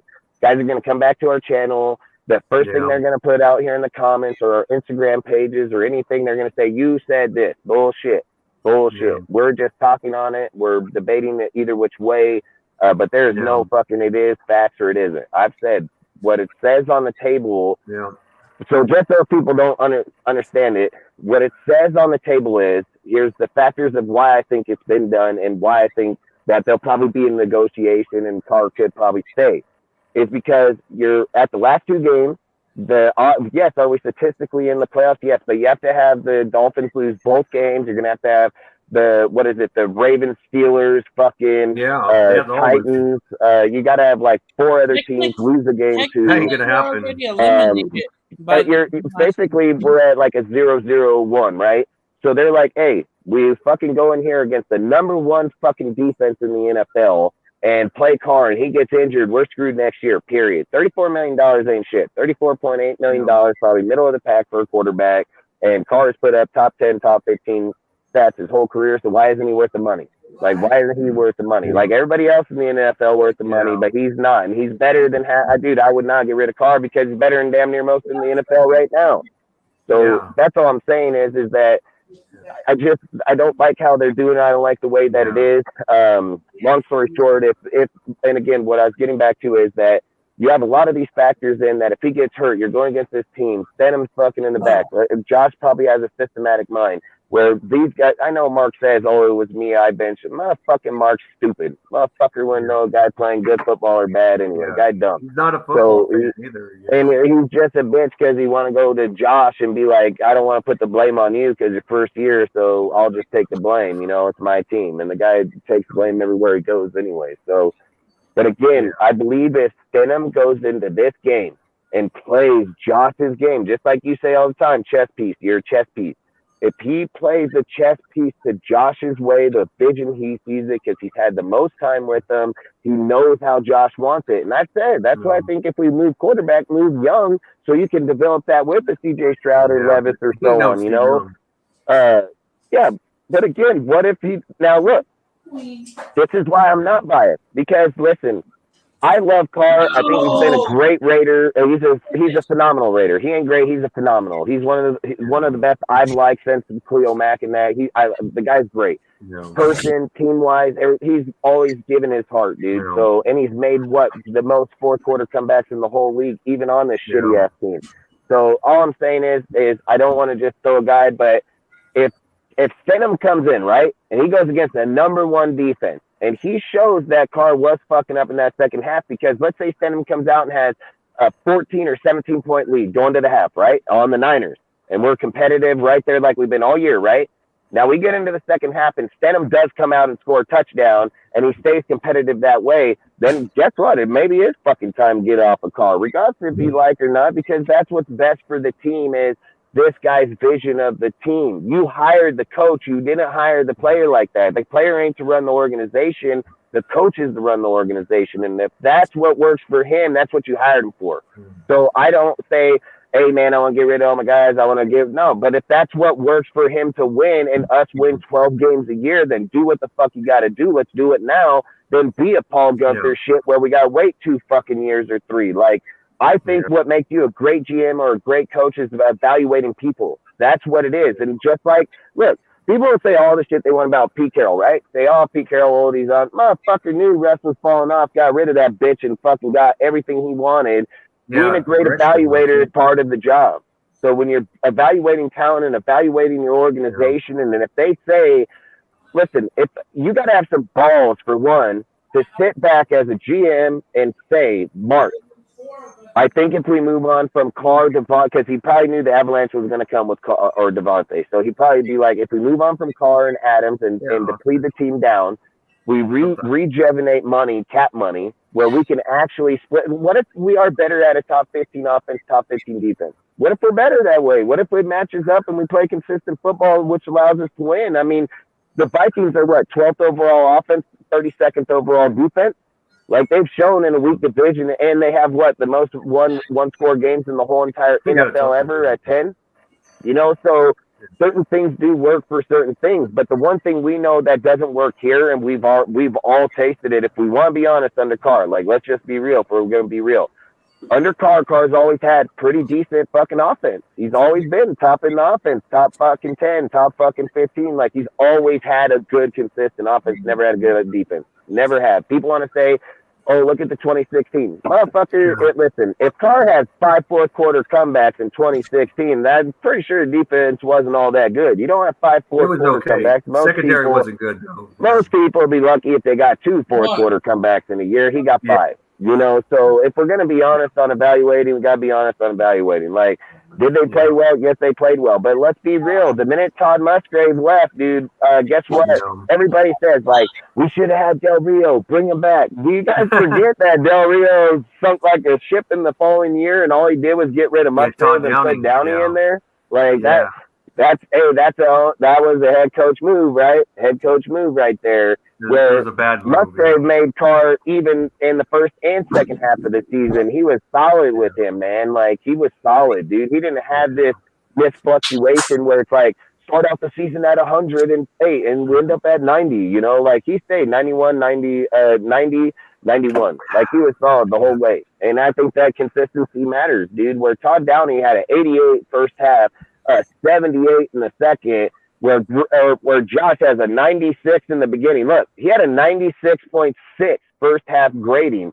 What the fuck happened in the fall off in the second half, dude? He goes to a 73, but they don't falter on the coach. How the fuck it don't falter on you, bro? Go up and look at the first four. Dude, they gave Greg Olsen a 97 in the second half on Gruden's scheme. You think Greg Olsen knew that playbook? I bet Carr knew it better than Greg Olsen did. Like, there's no way that you're telling me that Greg Olsen under John Gruden's system got graded at a 97 in the second half. And then this year he just went, I'll see you later. Adios. Bye-bye. Fucking shot himself, apparently, you know. Yeah. I mean, fuck, you got to be, you the coach, bro. John Gruden showed in his deal for 4 straight years Carr played at a substantial level, played better than a lot, dude. So I'm not sitting here saying Carr the greatest. I'm saying if you're a good fucking coach, play your players. That's what I'm saying. Who the fuck have they developed this year? Who have they developed? I'll stay here and wait, man. Let's wait, dude. I'll be here for a while. I mean, you're not developing Harmon. You already knew it, dude. Like, has Webb played okay? Yeah, whatever. Fucking Amik was playing this way last year in Gus's system. And Amik still can't block a motherfucker that's 5'9". Like, if he's 5'9" or above, Meek getting burned on, dude. Man on man. They don't even have to burn him. Just catch the ball right in front of him. That's what. That's my point. Like, who in the fuck these guys develop, dude? Hey, Josh ain't developed nobody in the offense, and Graham ain't developed anybody in the defense, dude. Like, straight facts. So, he lost evaluate, though, I still don't like. I think I'd say Parham. I'll just be fair because I do like Parham, so I would say Parham's probably pretty decent. But fuck you, Queef. All I say is like all I'm saying as fans. David was my brother. As fans, we need to be able to see the team fairly. Where listen, this is why I think it's a really hard time to make a team good or make your team better because you don't have guys sitting here being like, yeah, I see that, bro. You're right. That fucking guy is out. He's not playing well. He's not to the scheme. And we've been, 12 games in. You're not being fair in the evaluation. It's when it comes to a conversation, and this is why I've said, if it was me, I would take the grenade, throw that bitch up in there, blow it up, get Josh on the offense, get frickin' Mad Max on the defense, and that's how I build. I build right off those two. And I would do it because I think Josh, if he plays the way he does behind this line for years, he don't got to run 1,700. Just get a 1,200 and let the quarterback go out like a 60-40 split, dude, where you have a decent quarterback that can move the ball and keep moving, but have Josh to be able to go back to that old school Pittsburgh Steelers, Baltimore Ravens, early Titans in 2000 type, just smash it right down your fucking neck, dude, and go, Chicago Bears type fucking defenses or halfback games, dude, because I believe that's what Josh can offer our team is closing out games. Listen, if Gruden was here and Josh was playing this type of football, Gruden would probably have 9-minute possession in the fourth quarter. 9-minute possession with Josh running that. I don't even know if Josh has even come close to a 9-minute possession. And that's all I'm saying is that he don't know how to use a fucking player and manage the player. He just beating on this dude. It's like this. Devontae Adams got 150-yard game, and Jacob got a 150-yard game. Like, when the hell do you see shit like that? And then you see it like, 4 times this year? If Derek Carr sucks so bad, how come he's only one of maybe 10 quarterbacks this year, and he's like second on the list to even begin with 2+ touchdowns per game? Every single game he's had 10. He's had 10 of them. 10 of them. That's had 2+ touchdowns per freaking deal. So like, if you're saying a guy sucks, how does Devontae about to break 2 NFL records in his first year in Vegas, which is receiving and touchdown? You can't suck if you're doing that. And Carr won't fucking throwing it to him, man. Like, how do you have the stats Carr has and be like, yeah, I suck? How does Devontae, out of Justin Jefferson, out of Chase, out of all these dudes, how in the fuck does Devontae have what is it? 2+ touchdowns in 100-yard games, and he's got 4 more than the next guy? How do you fucking have that? Like, I'm baffled, bro. I've been watching this shit a long time. How do you have that shit? How? Like, I just want to know. Like, how? Like, you can't suck. That's why I say Josh don't suck. This fool just playing games. He's just playing fucking games. I mean, the minute that look, I knew this from week 2. You watch our lives. Go back, watch the lives back then. Week 2 in the Cardinal game. Say, how in the fuck how did Graham press off and open up the field for Kyler Murray just to run out here to the side and then sent you all the way to the house? Like, how in the hell you do that, bro? You can find this dude in the first half where he couldn't get outside. He couldn't get upside. We were just beat the shit out of him. We go to halftime, bitch is like, well, let's play off. What the fuck you mean play off? Like, what the hell you doing? Then not only do you play off, you start letting this motherfucker run up on you just like Tannehill did same shit. Now, pissed me off on that deal. Fucking RPO QB fucking bullshit, man. Like, again, you start playing off on these deals. You get down to the end of the game, and look, I'm going to use the Ram game with this game. This is identical, just flip play, okay? When you look at the Cardinal game, at the end of the game, he plays off in the goal line. In the goal line, he plays off on the motherfucking play, lets Kyler run out, sees the deal, and fucking runs all the way in a diagonal where Diablo up out of the fucking position. So by the time he even caught on, he had to run back across and go get him. So Graham plays off, allows him to get the touchdown, right? Now, let's fast forward here. Come to the Rams game, dude. Come down to 25 yards of open field. You played off on Murray and got beat up the gut. But we already know Baker ain't fucking Kyler Murray. So, you know, if this motherfucker does, let's go single high safety man press, dude, with my UDFA cornerback, and we're going to put him on fucking Van Jefferson and stretch 25 yards of field and let motherfucker go. Man, what the fuck you smoking? Like I said, the Jets dude got kicked off. He got fired, bro. Like, this dude, so in the Rams game, he needed to play off. He didn't play on the 15-yard fucking line, make them throw underneath in a slant, so when they catch the ball, they run out of bounds, because that's what they would do, because that's what NFL does. He runs out of bounds, he gets 7 seconds, he's up at the 15, he gets one shot to the end zone. Like, straight up, that's how the game's played, dude. Or you get tackled inbounds, they had 0 timeouts, game over. It's over. This motherfucker, what's he do? Press on him. Like, it's a joke when Baker goes on the announcing after the game's over. He's like, what the hell are you press me for? Man, press me? Like, you dumb. You know you dumb as hell. You know when Sherman over there bitching about a Raider move, you know you really fucked up. Like, that's how I say, like, you got dudes that hate us and like, what the fuck is he doing? You know, like, that's what I'm saying. This dude in his play calling, he's doing this shit on purpose. You tell me that, look, here, just take that scenario in the Rams, right? Tell me if 99% of coaches that know fucking football, they would have played quarter, they would have played off at the 15-yard line, they would have played cover 3, played off on the 15-yard line. Any coach in the NFL would have played that fucking game that way. Why did this guy go do that? Like, you tell me you ain't trying to lose? Bullshit. Like, straight up. I don't care. So, Again, these guys want to lose. They want to lose. I can show you 10 plays, 15 plays throughout the whole entire season. I can get a clip together and show you in this game, this is where they falter in this play. In this game, they falter in here. Like, straight up, you don't call those types of plays. Go back in history. Look at all the great people that's called play calling, anything of those facts. See if they call that play. See if they've got a job still, and the other guy called that dipshit-ass play, ain't got a job. So I hate it. I'm not going to lie. I hate it. I hate the way that our team is projecting right now. I hate the way we've changed so much in a year. It's Trayvon Merrick's a pathetic. piece of shit safety that needs to go. Fuck it, just blow it up. Well, you can't just say that. He's a 2-year guy, and it's a new defensive system. And, he's still a young guy and, still a little bit of a college player and, used to playing free and strong. And Gus, I guess Patrick Graham's trying to see if he could be a transition player that could go from free safety to strong safety because that's what he did in college. But yeah, but Gus played him just like under Gus, he plays good. Under Graham, the dude sucks. You got Harmon balling out, but you got Morick can't even fucking get in position to tackle. He's getting out of position. Under Gus, the dude was playing good football. Like, he played good football. Like I said, it's a transition, though, because remember, it's his second year, and he was used to playing the zone. It was easier for him. But when something's easier for you and then you go to something that's a little harder, Austin. That's where they struggle, though. They struggle, but I wouldn't give up on him. He's a second-year guy. If he was a 3 or 4 year guy, I might understand, though.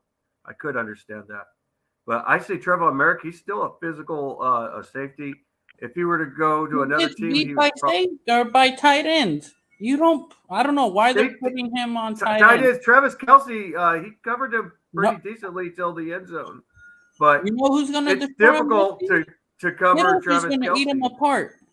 And he's used to playing free safety. They're putting him in the Hey, and Austin, on that comment right there, you're right, dude. Listen, nobody's saying that Carr goes out and plays every game perfect, dude. I can go show you fucking games where Josh Allen fucking fall flat on his face, fucking Mahomes, everything. Yeah. People don't want to take their one bad game and put it out there because they have other good games. But why do they do that to Carr? Why do they put out Carr so bad that hits on a shitty fucking team putting up phenomenal fucking stats with shit-ass players? Like, let's be fucking real. Let's be real. Let's say that Derek Carr just gets up and uprooted himself off this fucking team, goes to the Bills, and Josh Allen comes here, and he going to perform the same? He going to do the same, right? He going to do the same with shit players, all this deal. They put a super-ass roster behind him. The dude was not even going to damn near make it in the NFL in his first 2 seasons. He put the team behind him that he got offensively, defensively. Patrick Mahomes the same fucking way.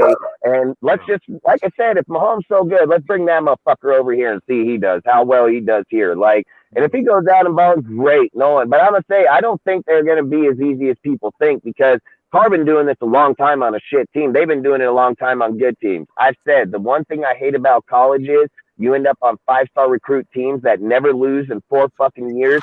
So you never get the taste of losing in your mouth to know how to win. So when you lose, they fall apart in the NFL. Look at the history of the NFL. All the quarterbacks that's come out in the early 2000s all the way across come from winning ass organizations, get here, fall flat on their face, never do shit.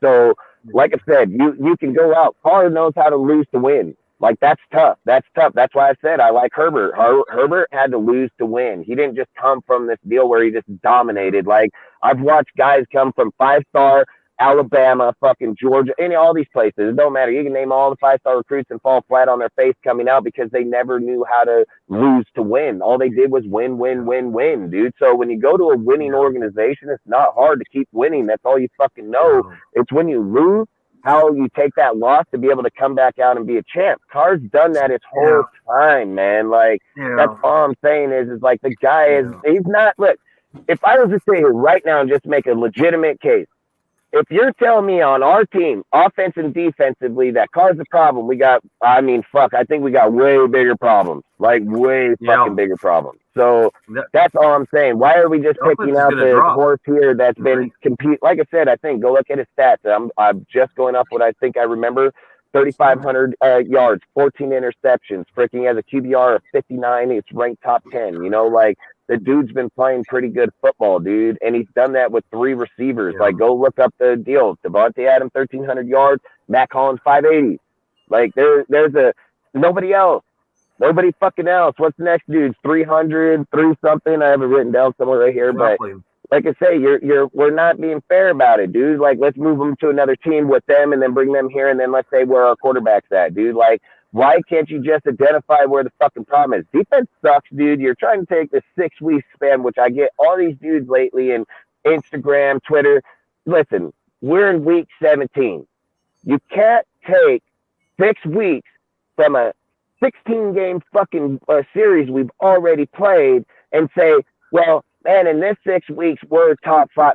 Motherfucker, in the first 11 games, you weren't even close. You were 30th. Like, you can't just cancel out 11 games and act like they don't exist. You can't do that. You can't just throw that shit to the wind. Like, these 11 games got us to where we got these 6 games. And then let's be real. Let's be real as Raider fans. Let's be real to our team. In those 6 games that you want to rank those stats, what teams were they? What teams? I'll tell you exactly what fucking teams, and I'll tell you exactly who's on those teams and how depleted that team was, and had nobody on there.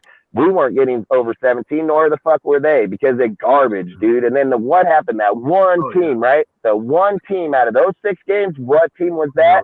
Seattle. Great fucking team. Had pretty good offense, had pretty good defense. What was the points in that? I'll sit here and wait. Oh, yeah, it's 35. 35. You know what happened when you play a good team? Get your ass beat on, because it's happened all fucking year long. Then you come into this stretch against the fucking Chargers, depleted offensive line, teams all fucking massacred. Q just came back. Mike Williams just come back. Get out with an ankle. Palmer was your best fucking receiver in that game. You're going over here. Look, then we're gonna go into the fucking Rams, dude. You're going to the Rams game, dude. Rams are sorrier than the. We held them the whole game till 5 minutes left in the game. Baker couldn't do shit the whole game. 5 motherfucking minutes left in the game.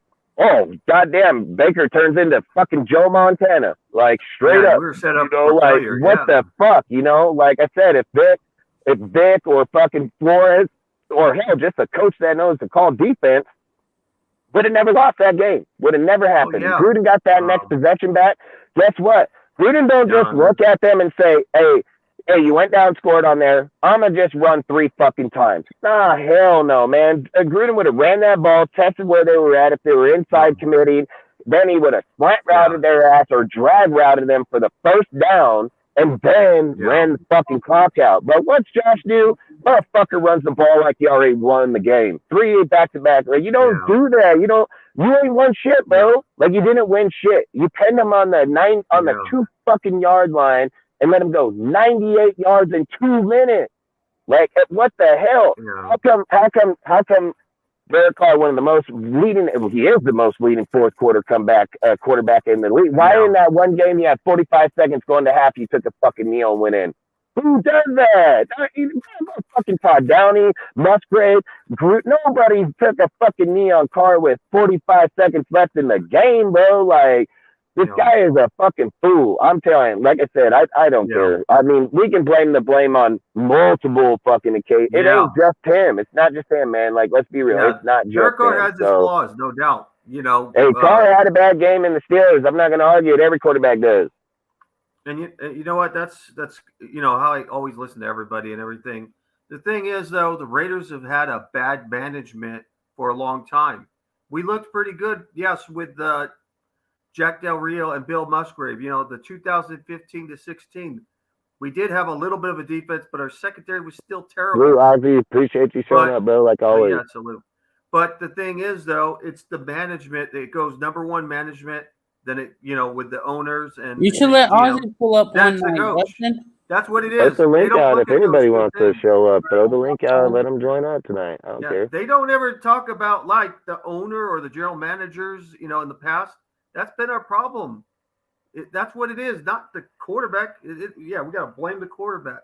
We've never had a consistent quarterback. We've had quarterback after quarterback after quarterback before Derek Carr. After Rich Gannon was gone, we never had a true quarterback.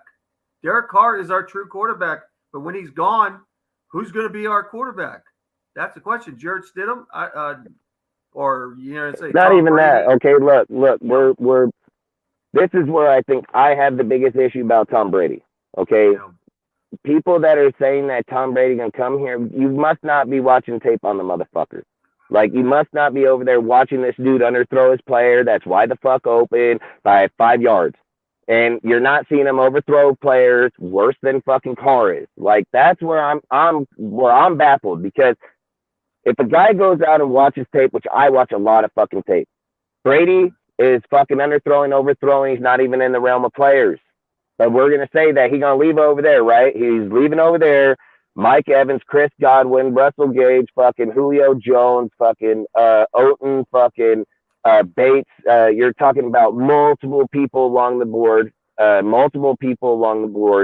and he's going to come over here and fucking make Devontae and Hollins just look like superstars, right? He's going to make Hollins look like superstar and Keelan fucking Cole. Up, AJ? Like, all I'm saying is if you're watching tape on Brady, Brady is underplaying himself. It's not about if he knows Josh's system. Turbo, I don't care if we were to go like 3-4 years back and say, like, when we had the first chance to get Brady, I would have taken him. I'm not going to argue that.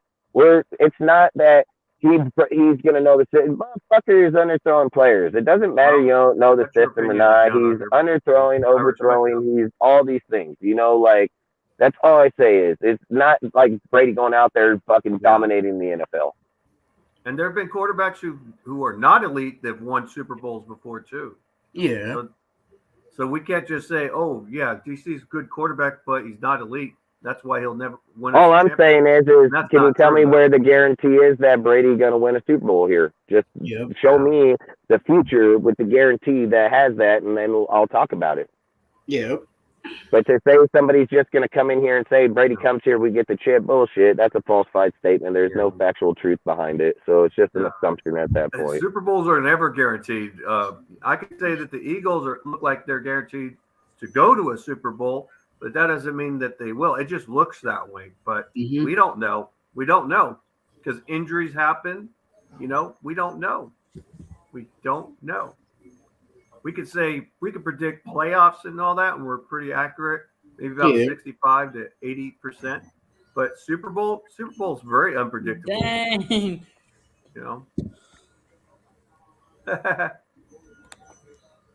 Yeah, I mean, he could be a hater or a critic, but yeah. AJ, do you like my name? Huh? Yeah. Do you like my name? Let me see it.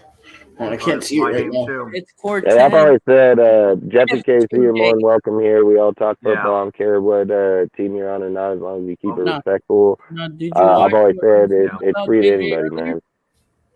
Mine says, fuck Josh McDaniels. hey, bro, JJ, I lost all respect for him, AJ. Ooh, Jake, hey, I'm not going to lie with you, Ozzy. I've been saying that same. I think they need to build that and go with you. Because you know the whole situation with DC?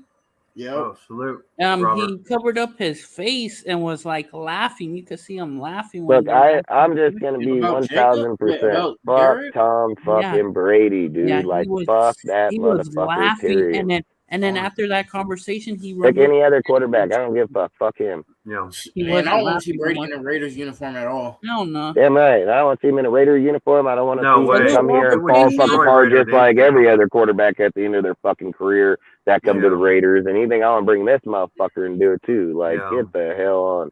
Yep. Like, look, dude, you want to go blow shit up? Go get Rodgers. You want to go get a winning quarterback at the age they are? Let's get Rodgers. If Carr goes I like to Stafford, Indy, but no, he's not better than Derek Carr. And Carr. wins the Super Bowl, he's the exact same as Stafford then. Yeah. Actually, they're pretty much alike. The reason why Stafford isn't is because he's brittle, though, you know. And I'm not talking bad about the same Stafford. Players. Yeah, Stafford, he got hurt because he was in a bad team, you know. Stafford and Carr is the same player. They're just about, you know. They're similar. If Carr leaves and Carr wins the Super Bowl with the other team, did the same shit, didn't he? The Matthew Stafford comparison. Yeah, because Stafford was a good player. He's just brittle. That's his only problem. He was brittle. Derek Carr is not nearly as brittle as Stafford. Salute Raiders Sound. Appreciate you showing up, bro. Raiders Sound. Salute Raiders Sound. But, you know, it's like this. Matthew Stafford looked great when he had Megatron. Pull up. I Megatron, man. Megatron. Pull but up, it wasn't bro. his fault, though. He had a bad O-line, and he still threw that ball. He still chucked that ball to Megatron with a bad O-line. But when Megatron was gone, that's when I don't think he'll go to the declined. Colts either. I'm just saying he got 10 teams in all honesty. I think the to, Colts would go after I him. think the though. Jets would That's what probably, they for would. me, if it was me, I'd go to the Jets because I know it's where quarterbacks go to die or not. But listen, I hate the organization. But if you're lucky, look, I'd go to Tampa Bay or the Jets because the Jets got the defense, which Tampa Bay got the fucking defense. The Tampa Bay got the receivers, same with the Jets. They got both good halfbacks. I'd take either one of those two teams right there. I'd go Jets or Tampa Bay. This is what But I the say. only Reason reason why that I is wouldn't wanted, want though. him to go to the Colts Jets, want Derek Carr though, and they would I don't say, want him to go to the Jets because the media is gonna slam him and slam him. How if he I don't give a look? shit. How Media's why gonna would they slam him slam him if he regardless. goes out there and wins? You think Media's so? Look, Media so might that's not even like do anything. They're Raider haters. that's though. like implying that Mike White is better than Carr and Zach Wilson's better than Carr. Bullshit. Derek Carr's better than all of them put Bullshit. together. He beats them in camp. People take a narrative and twist it because they're like, look, he's in New York. I don't give a fuck he's in New York. When he goes to a roster like that competes on both sides of the ball and all they're lacking is a quarterback, why are you going to bash him when he's winning games, dude? And don't fall off at the end of the season because he just took this depleted-ass team and go back last year. Maybe guys didn't watch it. Maybe you guys' memories are fucking fried. Who knows? Go back, watch the video, and see who they credit the most for coming back in those games that they won in the end. Derek fucking Carr, how he was a leader, how he stepped up in the fucking locker room and guided all those people. That's out of their own fucking mouth. And if you don't credit the dudes that are on the field playing out of their own mouth, then maybe you shouldn't even be crediting anybody, dude. So that's all I'm saying. Carr's led teams plenty of times in his career to good deals. But you'll take last year, right? You take last year, and if there wasn't even a 17th game, we don't even make the playoffs. You'll jock that goddamn playoff for fucking 20 years from now. Made the playoffs, bro. Got older. If we didn't even have that 17th game. And then guess what? When they called the timeout, guess who went down and made sure that we got the first down to win that game? Derek motherfucking Carr, dude. Straight up. They were just going to let the game end out. He went down, does what he does best. Goes, wins games, dude, when it's on the line. That's what I just hate. Just throw dude under, right? We're going to go get Brady. Get Brady, man. I mean, fucking God. Yep. Justin, I'm going to add on to what you're saying. I feel the organization has treated Carr poorly this last year. I feel like most of what I've seen, there's a couple instances which was his fault. The Pittsburgh game, he performed poorly. In my opinion, he performed poorly. But I feel the organization hasn't handled Derek Carr right. And I'm going to say this. One, first off, he's not – early on, he was, not able to, audible out of plays or even – McDaniels gave him a set read, hey, you throw the ball to this guy. Well, I feel you can't do that, especially with a 9-year veteran who's proven that he could lead a team. He has the leadership in the locker room. Earlier, they were saying how he lost the locker room when we started 0-3. That's not true. And also, I feel he's more comfortable with the West Coast offense. Last year, I'm going to say this. The McDaniels offense has not treated Carr well. And I'm going to say this. How do you drop off nearly 1,300 yards in a season? His touchdown interception ratio is about the same, a couple more picks, but how do you drop off nearly 1,500 yards in one season? Facts with Zay Jones of all people. If Zay Jones was that big of a deal, he should have kept his ass. And then that's a fucking non-valuation by Josh and them. So I feel like, man, if I were there were some other players though. I think Kenyon Drake wasn't being utilized right, and they set him out. And then look what he did. He played pretty damn good with the Baltimore Ravens. Yeah. Look, Raiders Sound, this is what I think we should do. If we're sitting here and be real fans for our organization, fuck Brady, dude. We don't need a guy that's fucking going to go out there, get popped one time in the AFC West and be done. Then what? No. Then fucking what? If it was me, look, if you're getting Brady, I would draft Stroud or Levis in the fucking first, with our first pick in the draft. If Stroud or Levis is on the board at whatever fucking pick, if it's 6, 7, 8, 9, if one of those fucking guys are there, I'm taking him 100% if I bring old bag-ass Brady over here. Because apparently motherfuckers don't know how to evaluate talent no more and then want to speak on it and then act like, oh, Brady's some godsend. Motherfucker fall off the face of the earth, bro.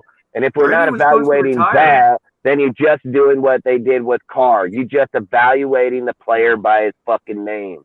That's not Yeah. fair. That's not fair. You take a Yep. Brady that was not what is, and then you're Yeah. saying that that's what Yeah. is. It's not what is. It's not. It isn't. Go look at Yeah. his deal. He's fallen off massively. I mean, just go listen to the dudes in ESPN. Go listen to First Takes. Go listen to players that play with him. Listen to his friends. Yeah. Just like they say, I think Brady should retire. He's fallen off massively. Yeah, But we've he got is. dudes out here saying like Brady's Should have retired last year. fucking these dudes get paid millions of dollars, hundreds of thousands to have valuation like that. And we're the only ones over here thinking Brady still got it. Like, no, Brady No, he don't doesn't. still got it. And listen, if you're 26 and you're going on this little wave, you can peak and go up. When you're 46 and you fucking drop like that, like this, like Yeah.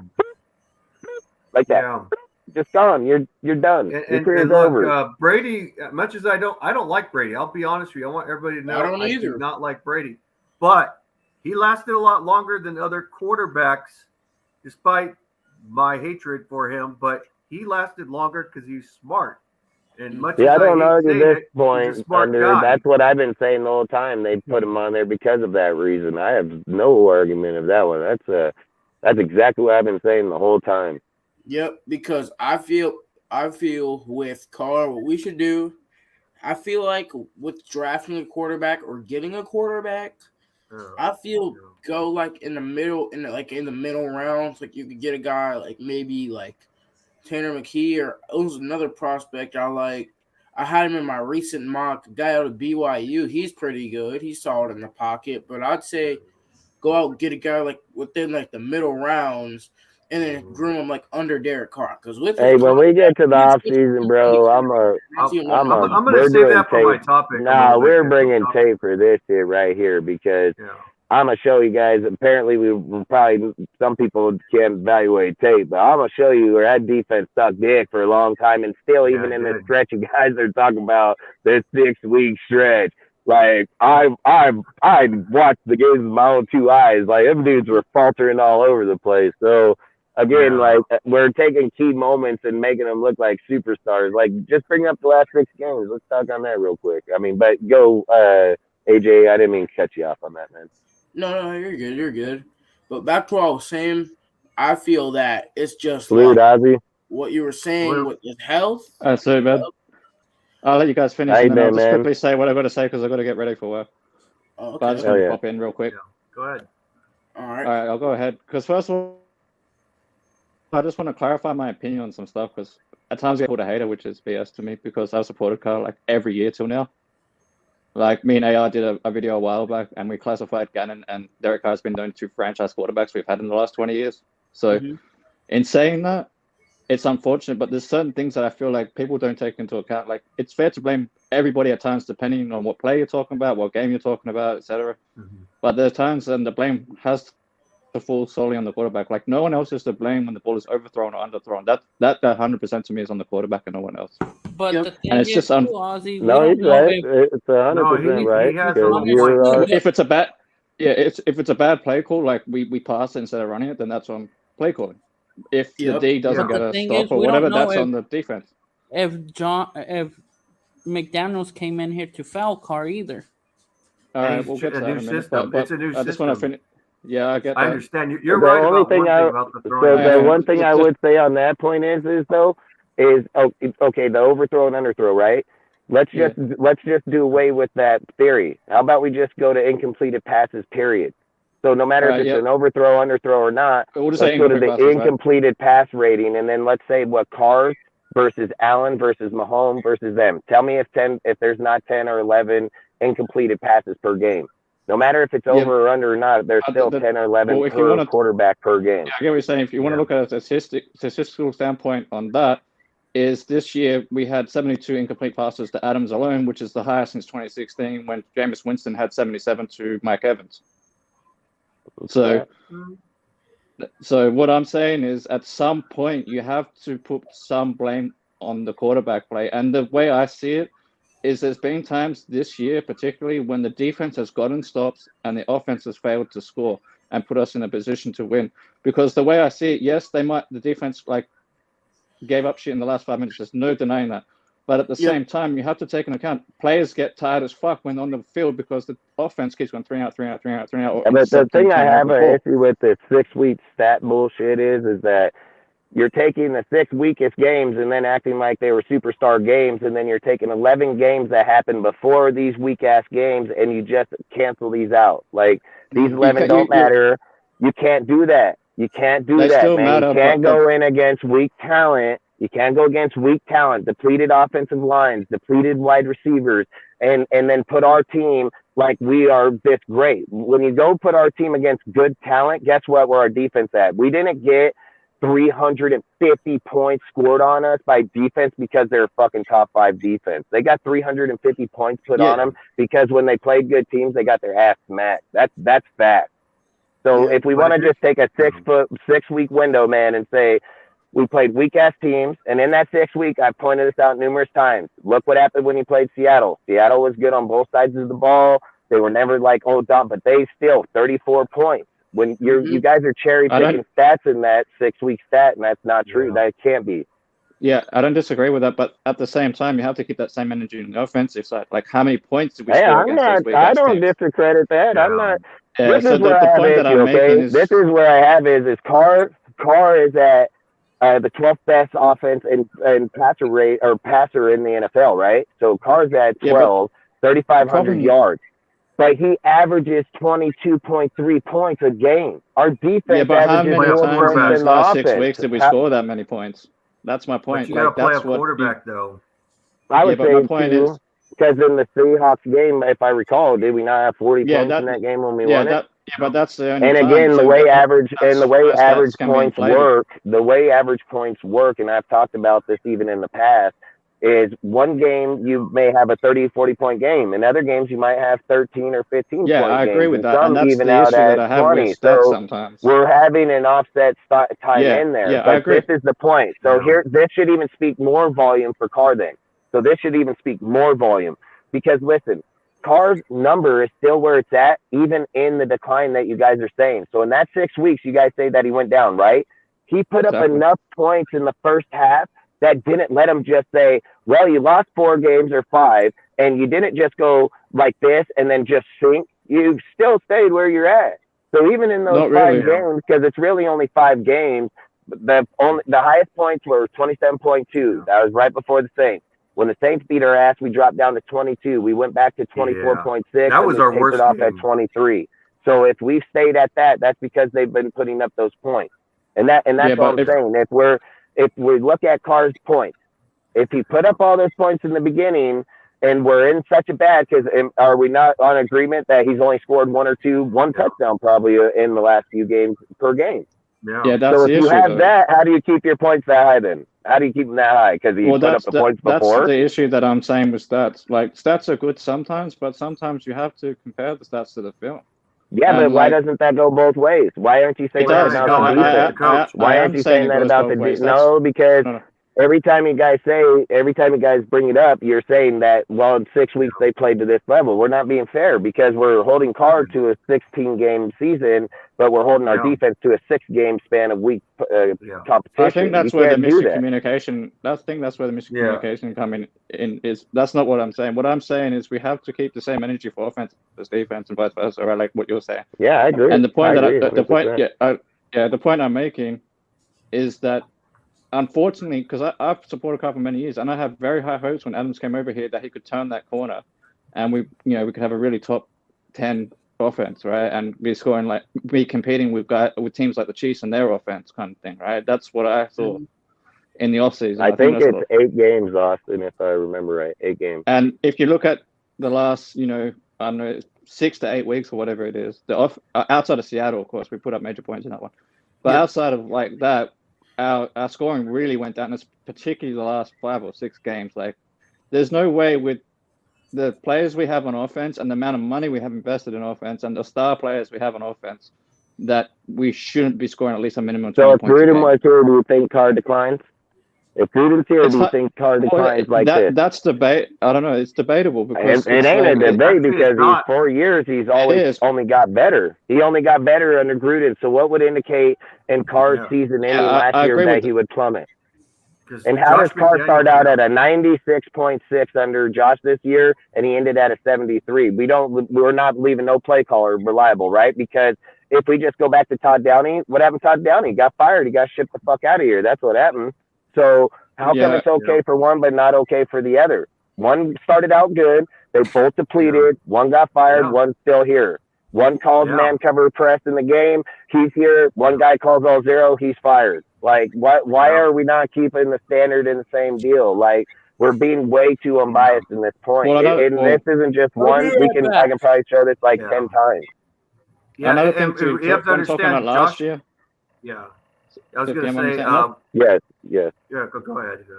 I just want to say, one thing with last year is, especially getting into the playoffs last year, I contribute, not all of it, but a lot of that can be contributed to Josh Jacobs as well. He was running really well near the end of the season last year. But Josh only had 890 yards, so. Yeah, but he was also injured. Now we're in a credit. The guy, he was injured a lot earlier in the year before the last 4,800, right? Our quarterback threw for 4,800 behind a depleted offensive line with nobody in wide receiver.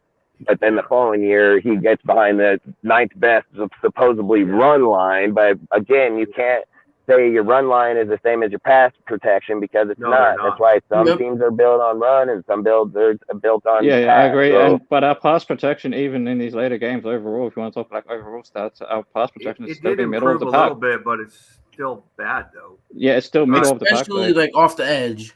I don't play 30 seconds. So we played two teams. We played two teams in the Chargers and in the Rams that had fucking 30 or 30-second ranked defenses. Yeah. Like, and then we're comparing them in, fucking top 5 stats, right? I mean, that's what I'm saying. If people know the stats of the other team, they wouldn't be sitting and saying those type of things. You're playing teams that are depleted, especially in the run or in the pass. Like we should have been able to go into the Rams and just beat the shit out of them in the past because they've been depleted. I feel like the reason we didn't. I agree, but I think that also that's only for on the defensive side, but on the offensive side, I mean, think about it this way, because we're talking about hypotheticals about last year and whatever, right? Think about it this way: instead of going 3 and out, say that we score, right, and we get a sustained drive down the field, keeps the defense off the field for a bit, lets them rest. I think if that happened consistently in the Rams game, say we put up 24 points instead of whatever it was, 16, I believe, we put up 24 points instead. Or basically another touchdown, right? Even another touchdown. So we go on a long drive, score another touchdown. I think that changes the whole game around because your defense is getting more of a chance to rest. Because I can't fully blame the defense when they're on the field, say, 70% of the game compared to like a 50-50 split or something, and they're getting worn out. And then because they're so worn out by the end of the game, they give up a game-winning 98-yard drive. Yeah, but now let's they just weren't flip even the on script. the field that long. Yeah, but let's just flip the script. Let's go back and say when Gruden was playing, when Gruden played last year with the team, the offense would be on the field for 8 to 10 minutes. The offense would be on the field for 8 to 10 minutes under Gruden's time in different games. Hey, but it's okay for that, right? It's okay when the offense got to go out there for the whole game, be out there to run manage. But when the defense getting paid millions of fucking dollars, a dude's over there complaining about he got to be on the. Is there fucking time? I'm just wondering real quick. Is when the guy goes in there and signs his contract, did they give him a time span of when he's going to be on the field? Did they say like, bro, you're going to be here for 27.6 minutes? Like, did they do it like basketball? Because I don't think they do that. I could be wrong, but I don't think they do that. Yeah, I get what you're saying, but the point I'm making is that, okay, on offense, part of the statistics for offense is time of possession of the ball, right? There's time of possession of the ball. So, of course, when you're running the ball more, it chews up more of the clock.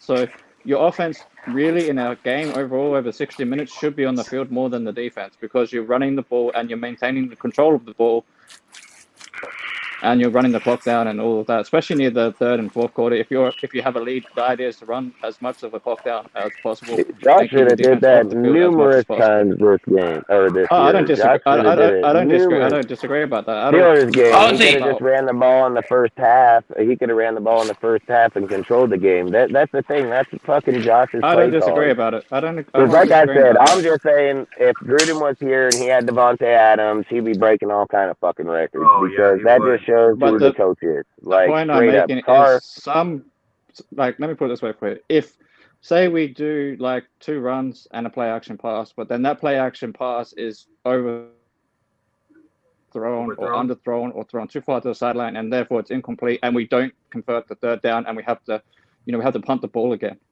Well, that's a Right? bad play Whose call fault anyway. is it at that point? If say the play call, That's the coach. no. Say if it's a play call. But what I'm saying, what if the I've play always call said the has quarterback is receiver wide open? responsible. So the quarterback is responsible Yeah. from the minute that the mic shuts off and from the guy on the sideline. I don't care if it's head coach or offensive coordinator. Once the mic shuts off, he's the soldier. He's the soldier. So if he makes a play off the read, it's his responsibility, 100%. The point I'm trying to make is, if say the correct play, say for argument's sake, the correct play call is called, we get Devontae Adams wide open, either in the middle of the field, the sideline, wherever it is, and then that ball either sails too far to the sideline or it sails over his head that he's jumping like Michael Jordan and hits his fingertips and becomes incomplete, or it's a turnover, like it gets intercepted off his fingertips. Brady's done the same thing with Mike Evans. Brady's done the same fucking thing with Mike Evans this year. Not only just overthrown him, he's underthrown the motherfucker by like 5-7 yards. I'd love to see a play where Carr done that. I'd love to see a play where Carr underthrew his player by 5 or 7 yards. The fact is, if you actually go through the all 22 film for every game this year, he's done it quite a few times. I watch it every game. That's why he has 3 times a week. That's why he has 72 incomplete passes to Adams. Well, there was one play in Pittsburgh where he jumped up in the air. Hold on. I get that you're going to bring it. So look, this is another falsified stat, man, because you're saying 72 incomplete passes. It's not even a stat. No. I'm just saying it's well, not I'm even just saying it, regardless of stat or not. You guys have seeked out this number. Now let's look at why you seeked out the number and how come the number is what it is. What's his second receiver's numbers? What's his receiving numbers on the second receiver? Well, hell, what's the receiving numbers on his third? Well, let's even go farther. What's him on his third and his fourth, and what's it on his tight end? There's a reason that Devontae has 72 missed passes, because he's the only motherfucker catching the ball. So there's a reason why he's being targeted to that. Aaron Rodgers targeted him 179 times in Green Bay. Not uncommon for a dude to be targeted with the stature of that. Well, you bring that up, but how many incomplete passes did he have out of 179? I don't know. That's I think my that point. in that, but in that year, if I'm just remembering off the hand, I think it was 179 and 112. So if it's 112 and 179, what is that? That's going to be, what did it say? 180, 112. So it's going to be about 68 incompleted passes. Right. And he was like probably the only. And where's Carr at? Where's Carr at 72 with 2 games left? And when they did it was a 16-game season. Carr going to do it in a 17-game season. So that means there's 3 more hours on a field than Rodgers had when that happened. So that's all I'm saying is when we're looking at stats, we got to be even and fair to the stat of another player with the way that they did with something here, because then we're just falsifying our own players at that point. Like in the NFL, there has to be a common line. That's why there's a stat line, because when you're judging your player, when you sit here, and this is why I'm so adamant about it, is because it's easy to take our team in that stretch. Like, don't get me wrong, it's good that our team isn't rated in the top 5, but gotta be real about the ratings. That's all I'm saying. When you're being fair to your team, the Shield, what Raider Nation, to be fair to it would be to evaluate it fair. So when you put those, when you're putting those scores in there, you have to always put in content of the player and the team that they played. And when you want to put in a stat line about Carr's interceptions, how come it's okay for Josh Allen to be second on that list, and how come it's okay for Joe Burrows and Dak Prescott to be tied on that list, which they have phenomenal offensive rosters than us and way more talent than us on offense, but Derek Carr got 3 fucking receivers, and you're comparing him to them, and he's got 24 touchdowns with 14 interceptions, but Dak Prescott got one of the best fucking offensive cores on the deal. He took over the lead just because of this last game, so he's at 14 interceptions. He wasn't even the first 5 games of the season. But people would be like, "Oh, he's having such a great year." Motherfucker, get out of here with that, dude. Like, you got to team your superstar roster on. They're looking at the win column. That's what it is. Dude, look at Burrows. Burrows superstar offensive deal, dude. Carr putting up just as equal with only 3 players. And when people want to sit and say Waller and Renfro, right? Guess what? They only played 3 games through the whole season. So if you're sitting But here can't you taking their argue Burrow's deal, line is just as bad as ours? say one more time. Can't you argue that Burrow's line is low. almost as bad as ours? Whose line is? Offensive He line. has a better O line this year than he had before. Oh, you said last year that didn't, Burrow's but line? No, hell no. They yeah. went and got I Al last year. Marpet, dude. They got Okay. Collins from fucking Dallas. No, hell no. His Yeah, line so ain't they, weaker than ours. because I haven't checked the line His this year. I know line's last pretty year wasn't nice, that to be great. We honest. did improve in the run blocking, but the pass blocking still needs improvement. The run blocking Yeah, so was so a it's much roughly the big same improvement. pass protection wise, right? But you know what, though? I understand what you're trying to say, but here's the thing, though. You got to look at what needs the most fixing. And people think on offense, oh, it's the quarterback.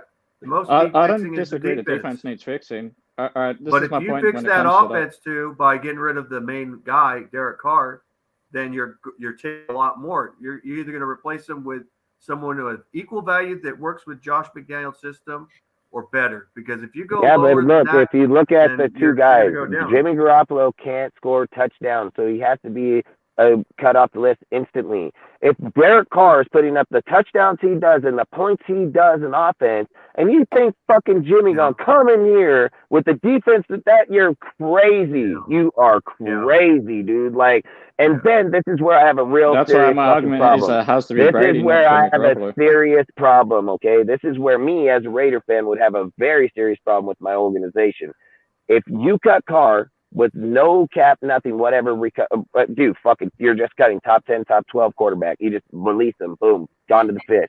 I don't think that happens. I think he gets you traded bring somewhere he in wants to Tom go. Brady. You bring it, that what? Say again?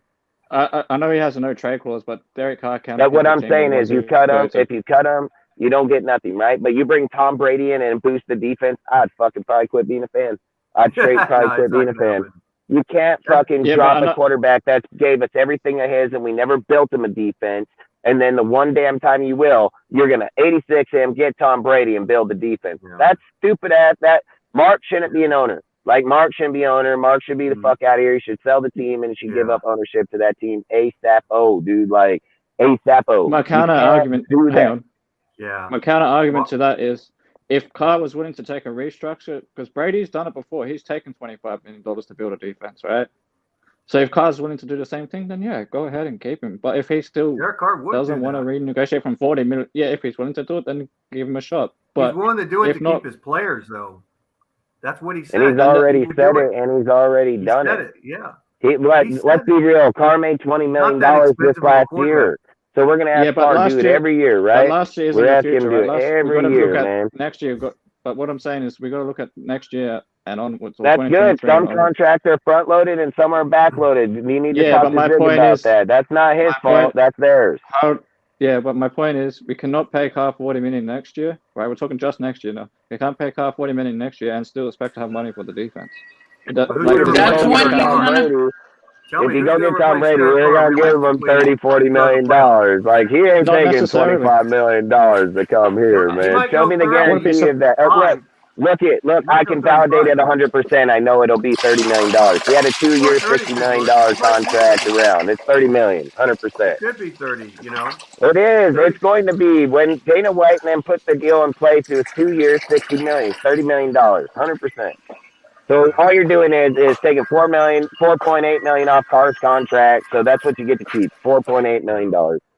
Great move. You know Great move. We'll have to wait and see. And it depends how much is incentive based too, because it depends. And also it depends if it's incentive based. It depends if you can write some of that off in, upfront money, like what do they call that? Yeah, but that's the thing I look at is if you want. So let's just say this.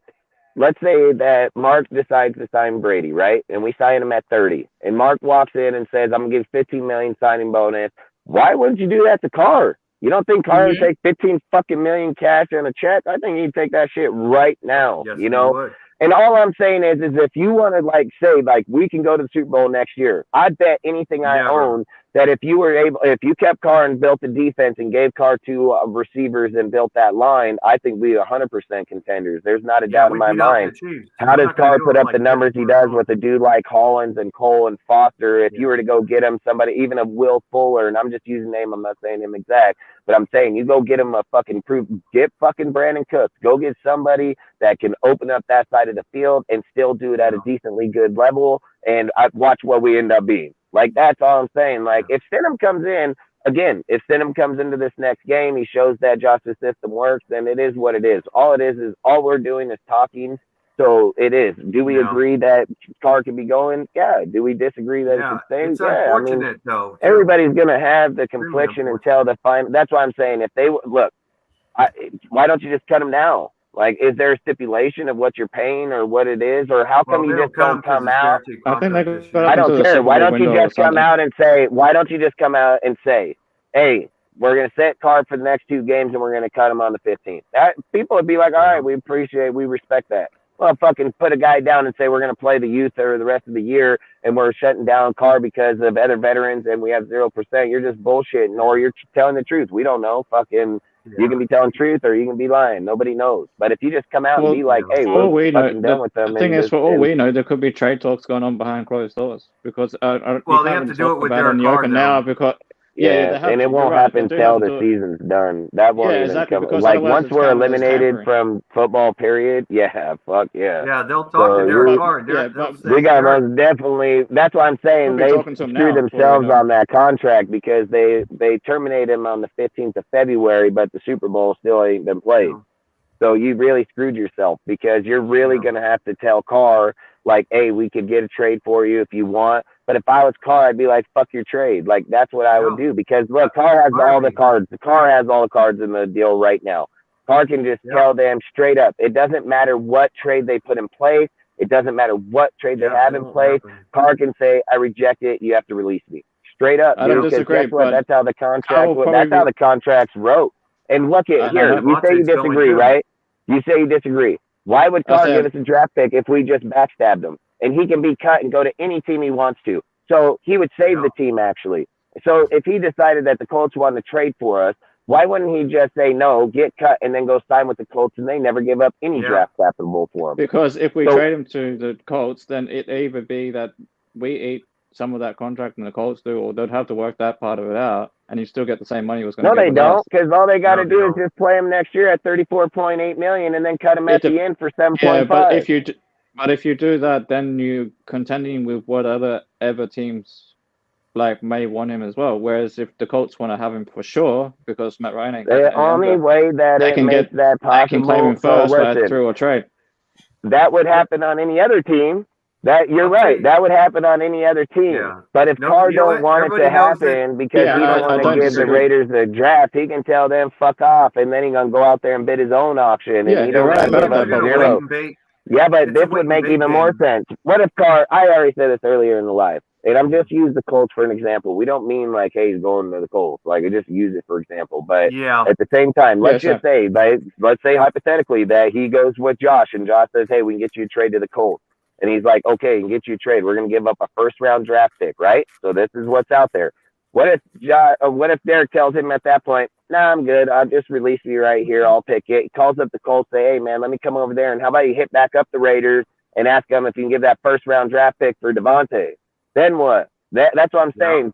Derek ain't helping us, dude. Derek about to fuck us, and he got all the cards in his hand. And guess what? Devontae, you know what Devontae going to do? Devontae gonna be like, God damn right, you're gonna trade me, and you're gonna eat that fucking $20 million because I'm gonna sit my ass on this bench, and you're gonna pay me because my contract's fully guaranteed. They both have the cards in their favor, dude. Like they screwed on this one. It depends. We don't know what clauses are in the contract. There could be clauses on the contract if Devontae doesn't play or whatever. Devontae has some guaranteed money, so his is fully guaranteed in his deal. So I don't even think till the end. It's not all guaranteed till the end of it in the fourth and fifth year. Yeah, but what I'm saying is some of those guarantees are also based on him playing. It's not because listen, when a contract is fully, there would be some of it would be. If what you're saying is true, why are they not doing with Carr right now? Because it's not true. The reason they don't do it is because the motherfucker fully guaranteed his contract. So that's why his ass sitting down. And they still got to pay a motherfucker for the last 2 games. So they still paying him.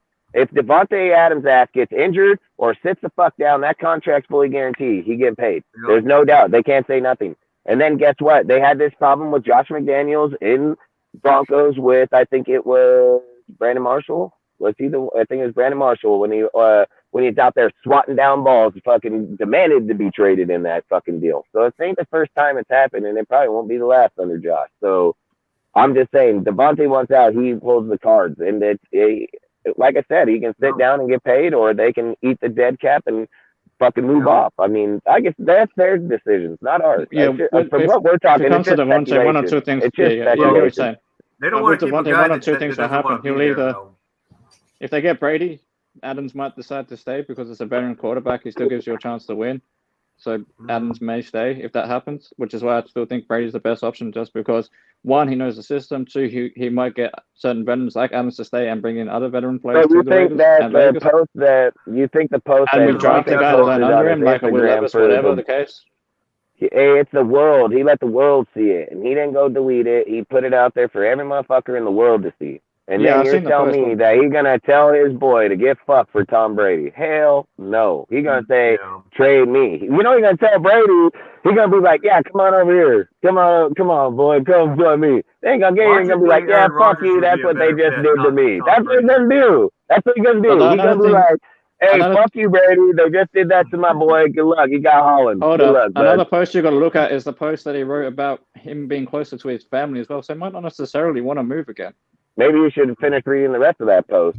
Because in the rest of that post it said, the only reason that I'm here is because of Derek Carr. I wouldn't be here if it wasn't for Derek Carr, and I'm not willing to go with even the if fucking, that happens, he'll get traded for some not willing to go with the QB and draft somebody. Hey, that's what I would do. That's what I'm saying. If people just wanted to end the whole entire car, all this bait, just blow the bitch up, get the draft picks, rebuild team. That's what I do. You're never gonna have this much draft cap on one team at one time. Like you're never gonna have this again. You got Devontae, you got Carr, you got Waller, you got Renfro, and look, the Renfro deal was weird from the beginning. 2 years. I mean, they already knew that shit was. But yeah, my point is, hold up. The point that I'm making is that this, like, the Raiders isn't the only team with this kind of thing has happened. In the past, with guys like the Devontae situation, a lot of the times they take a restructure and they get traded. That's generally what happens. If they really want out the door, they get a restructuring of their contract to make it more favorable for a trade, and they get traded to somewhere, and they usually pick the team they want to get traded to. Right? That's generally what happens around the league. It doesn't happen just with the Raiders. It happens around the league. No, and then on top of that, if that's the case, we'll have two I speak on that picks, all the right? time on signing trades. I speak on that all the time. So we'll have 2 first-round picks, right? Let's say we have our first-round pick that we've got, because of where we finished in the season, and then we've got a first-round pick from trading Devontae Adams, right? And maybe we even get some draft picks also for their cut. Maybe a second-round pick, let's say. Because I think the only way you're getting picks for Carr is if you're trading Carr and Devontae same team. Otherwise, that's what I was saying. That's what I was going to say. Maybe if we trade Carr, if that really goes down the way you're saying, like Devontae wants to stay with Carr, maybe they trade him as a package deal, and maybe you get like a first this year, a first next year, and a second this year. Yeah. Hey, look, dude. When you look at it, Devontae basically just told Josh McDaniels that if you get rid of my boy, you might as well get rid of me. So, and again, I would. Look, you get a first and a second for Adam, 2 firsts for Adams, and 2 seconds, or 2 firsts. And a second for Adams, or like it works out either way because you package them up. That you get a first and a second this year, and a first and second next year, or a first and a third next year. Yeah, you'd have to do like first, second, maybe second, third. Yeah, like you're gonna have to give stuff for Carr. It'd be a lot of picks over the next 3 years. And what? Hold up. Every team's and then another expecting to release them. Yeah, hang on. And then another thing to look at is if that does happen, we'll probably end up with about $100 million in cap altogether once we cut players and whatever we do. We could end up with close to $100 million in cap this offseason, right? And then once you got multiple, we'll suck. No, but what I'm saying is, I'm not even talking about cutting Waller. I'm saying we keep Waller and Renfro, we get rid of Adams and Carr. Some other players aren't working out, right? We have somewhere between like 80 million, whatever, in cap. We have 2 firsts, 2 seconds. We bring in a Tom Brady for 1 year bridge quarterback. We draft Will Levis or whoever the fuck ever. We draft a top round 1 wide receiver like Addison or someone like that to kind of try and at least start. We can't really replace Adams. Fuck, getting Addison would be a pretty good. You're set up for failure because Addison would be a great pick to come in. Like I said, if you got CJ Stroud or Levis, so if you had Tom Brady, Will Levis, Addison the following year. Fuck, that'd be nice. Tom Brady will get killed. Khalil Mack will. It doesn't matter. Who right cares who there. gets killed? Nobody gives a fuck who gets killed or not. Hold on. Hold on. Hey, Then with all that hey, extra cap, you Jacobs also needs have to go. because I've only talked about hold on. We also talk about draft Jacob picks, is right? a bitch. Yeah. Hang on. Jacobs is a bitch. Hold up, Cortez. Just let me finish what I'm saying. So you draft those guys, right? You still have this $80 million, whatever in cap. You bring in an offensive guard because I think Parham's okay for now, but we need another guard. So we bring in a veteran guard. I do agree with that. We fix up the O-line. We may even get someone like a Devin Bush. He's hitting free agency to help the linebacking core. Whatever we do, like add to the defense. Also after we draft like a quarterback and a wide receiver because we need to replace a quarterback and a wide receiver. We then go heavy on defense in the draft. You bring, like I said, you have Tom Brady to. I just don't think you get Brady because but you kill out what you're saying though when you do that. Okay. You can fix the O-line. You can fix the defense. But you're saying that you're getting $87 million, but you're not because 87 of that you're going to minus 30. You're minusing 30 right away because you're giving Brady $30 million. So you're at 57 million. Better division. You can't just cut out. You can't cut out Carr. You can't cut out Carr and add Brady and then not. We're at 27. Even without cutting Carr. We're at 27. Yeah, we're at 27 now. So we're at 27 now, right? So now look, you cut Devontae, 27. You cut Devontae, which puts you right around 50, 56. Actually, no. Then you cut Carr. That's 30 million. That puts you at 86. So then if you bring back Brady, you're at 56. Yeah, so you still have 50 million left. Right, 50 million is a but lot of I think to get, if it was me, why bring in Brady? Like if it's me. Why not bring in Rodgers? You have 87 million. You want to win, bring in Rodgers.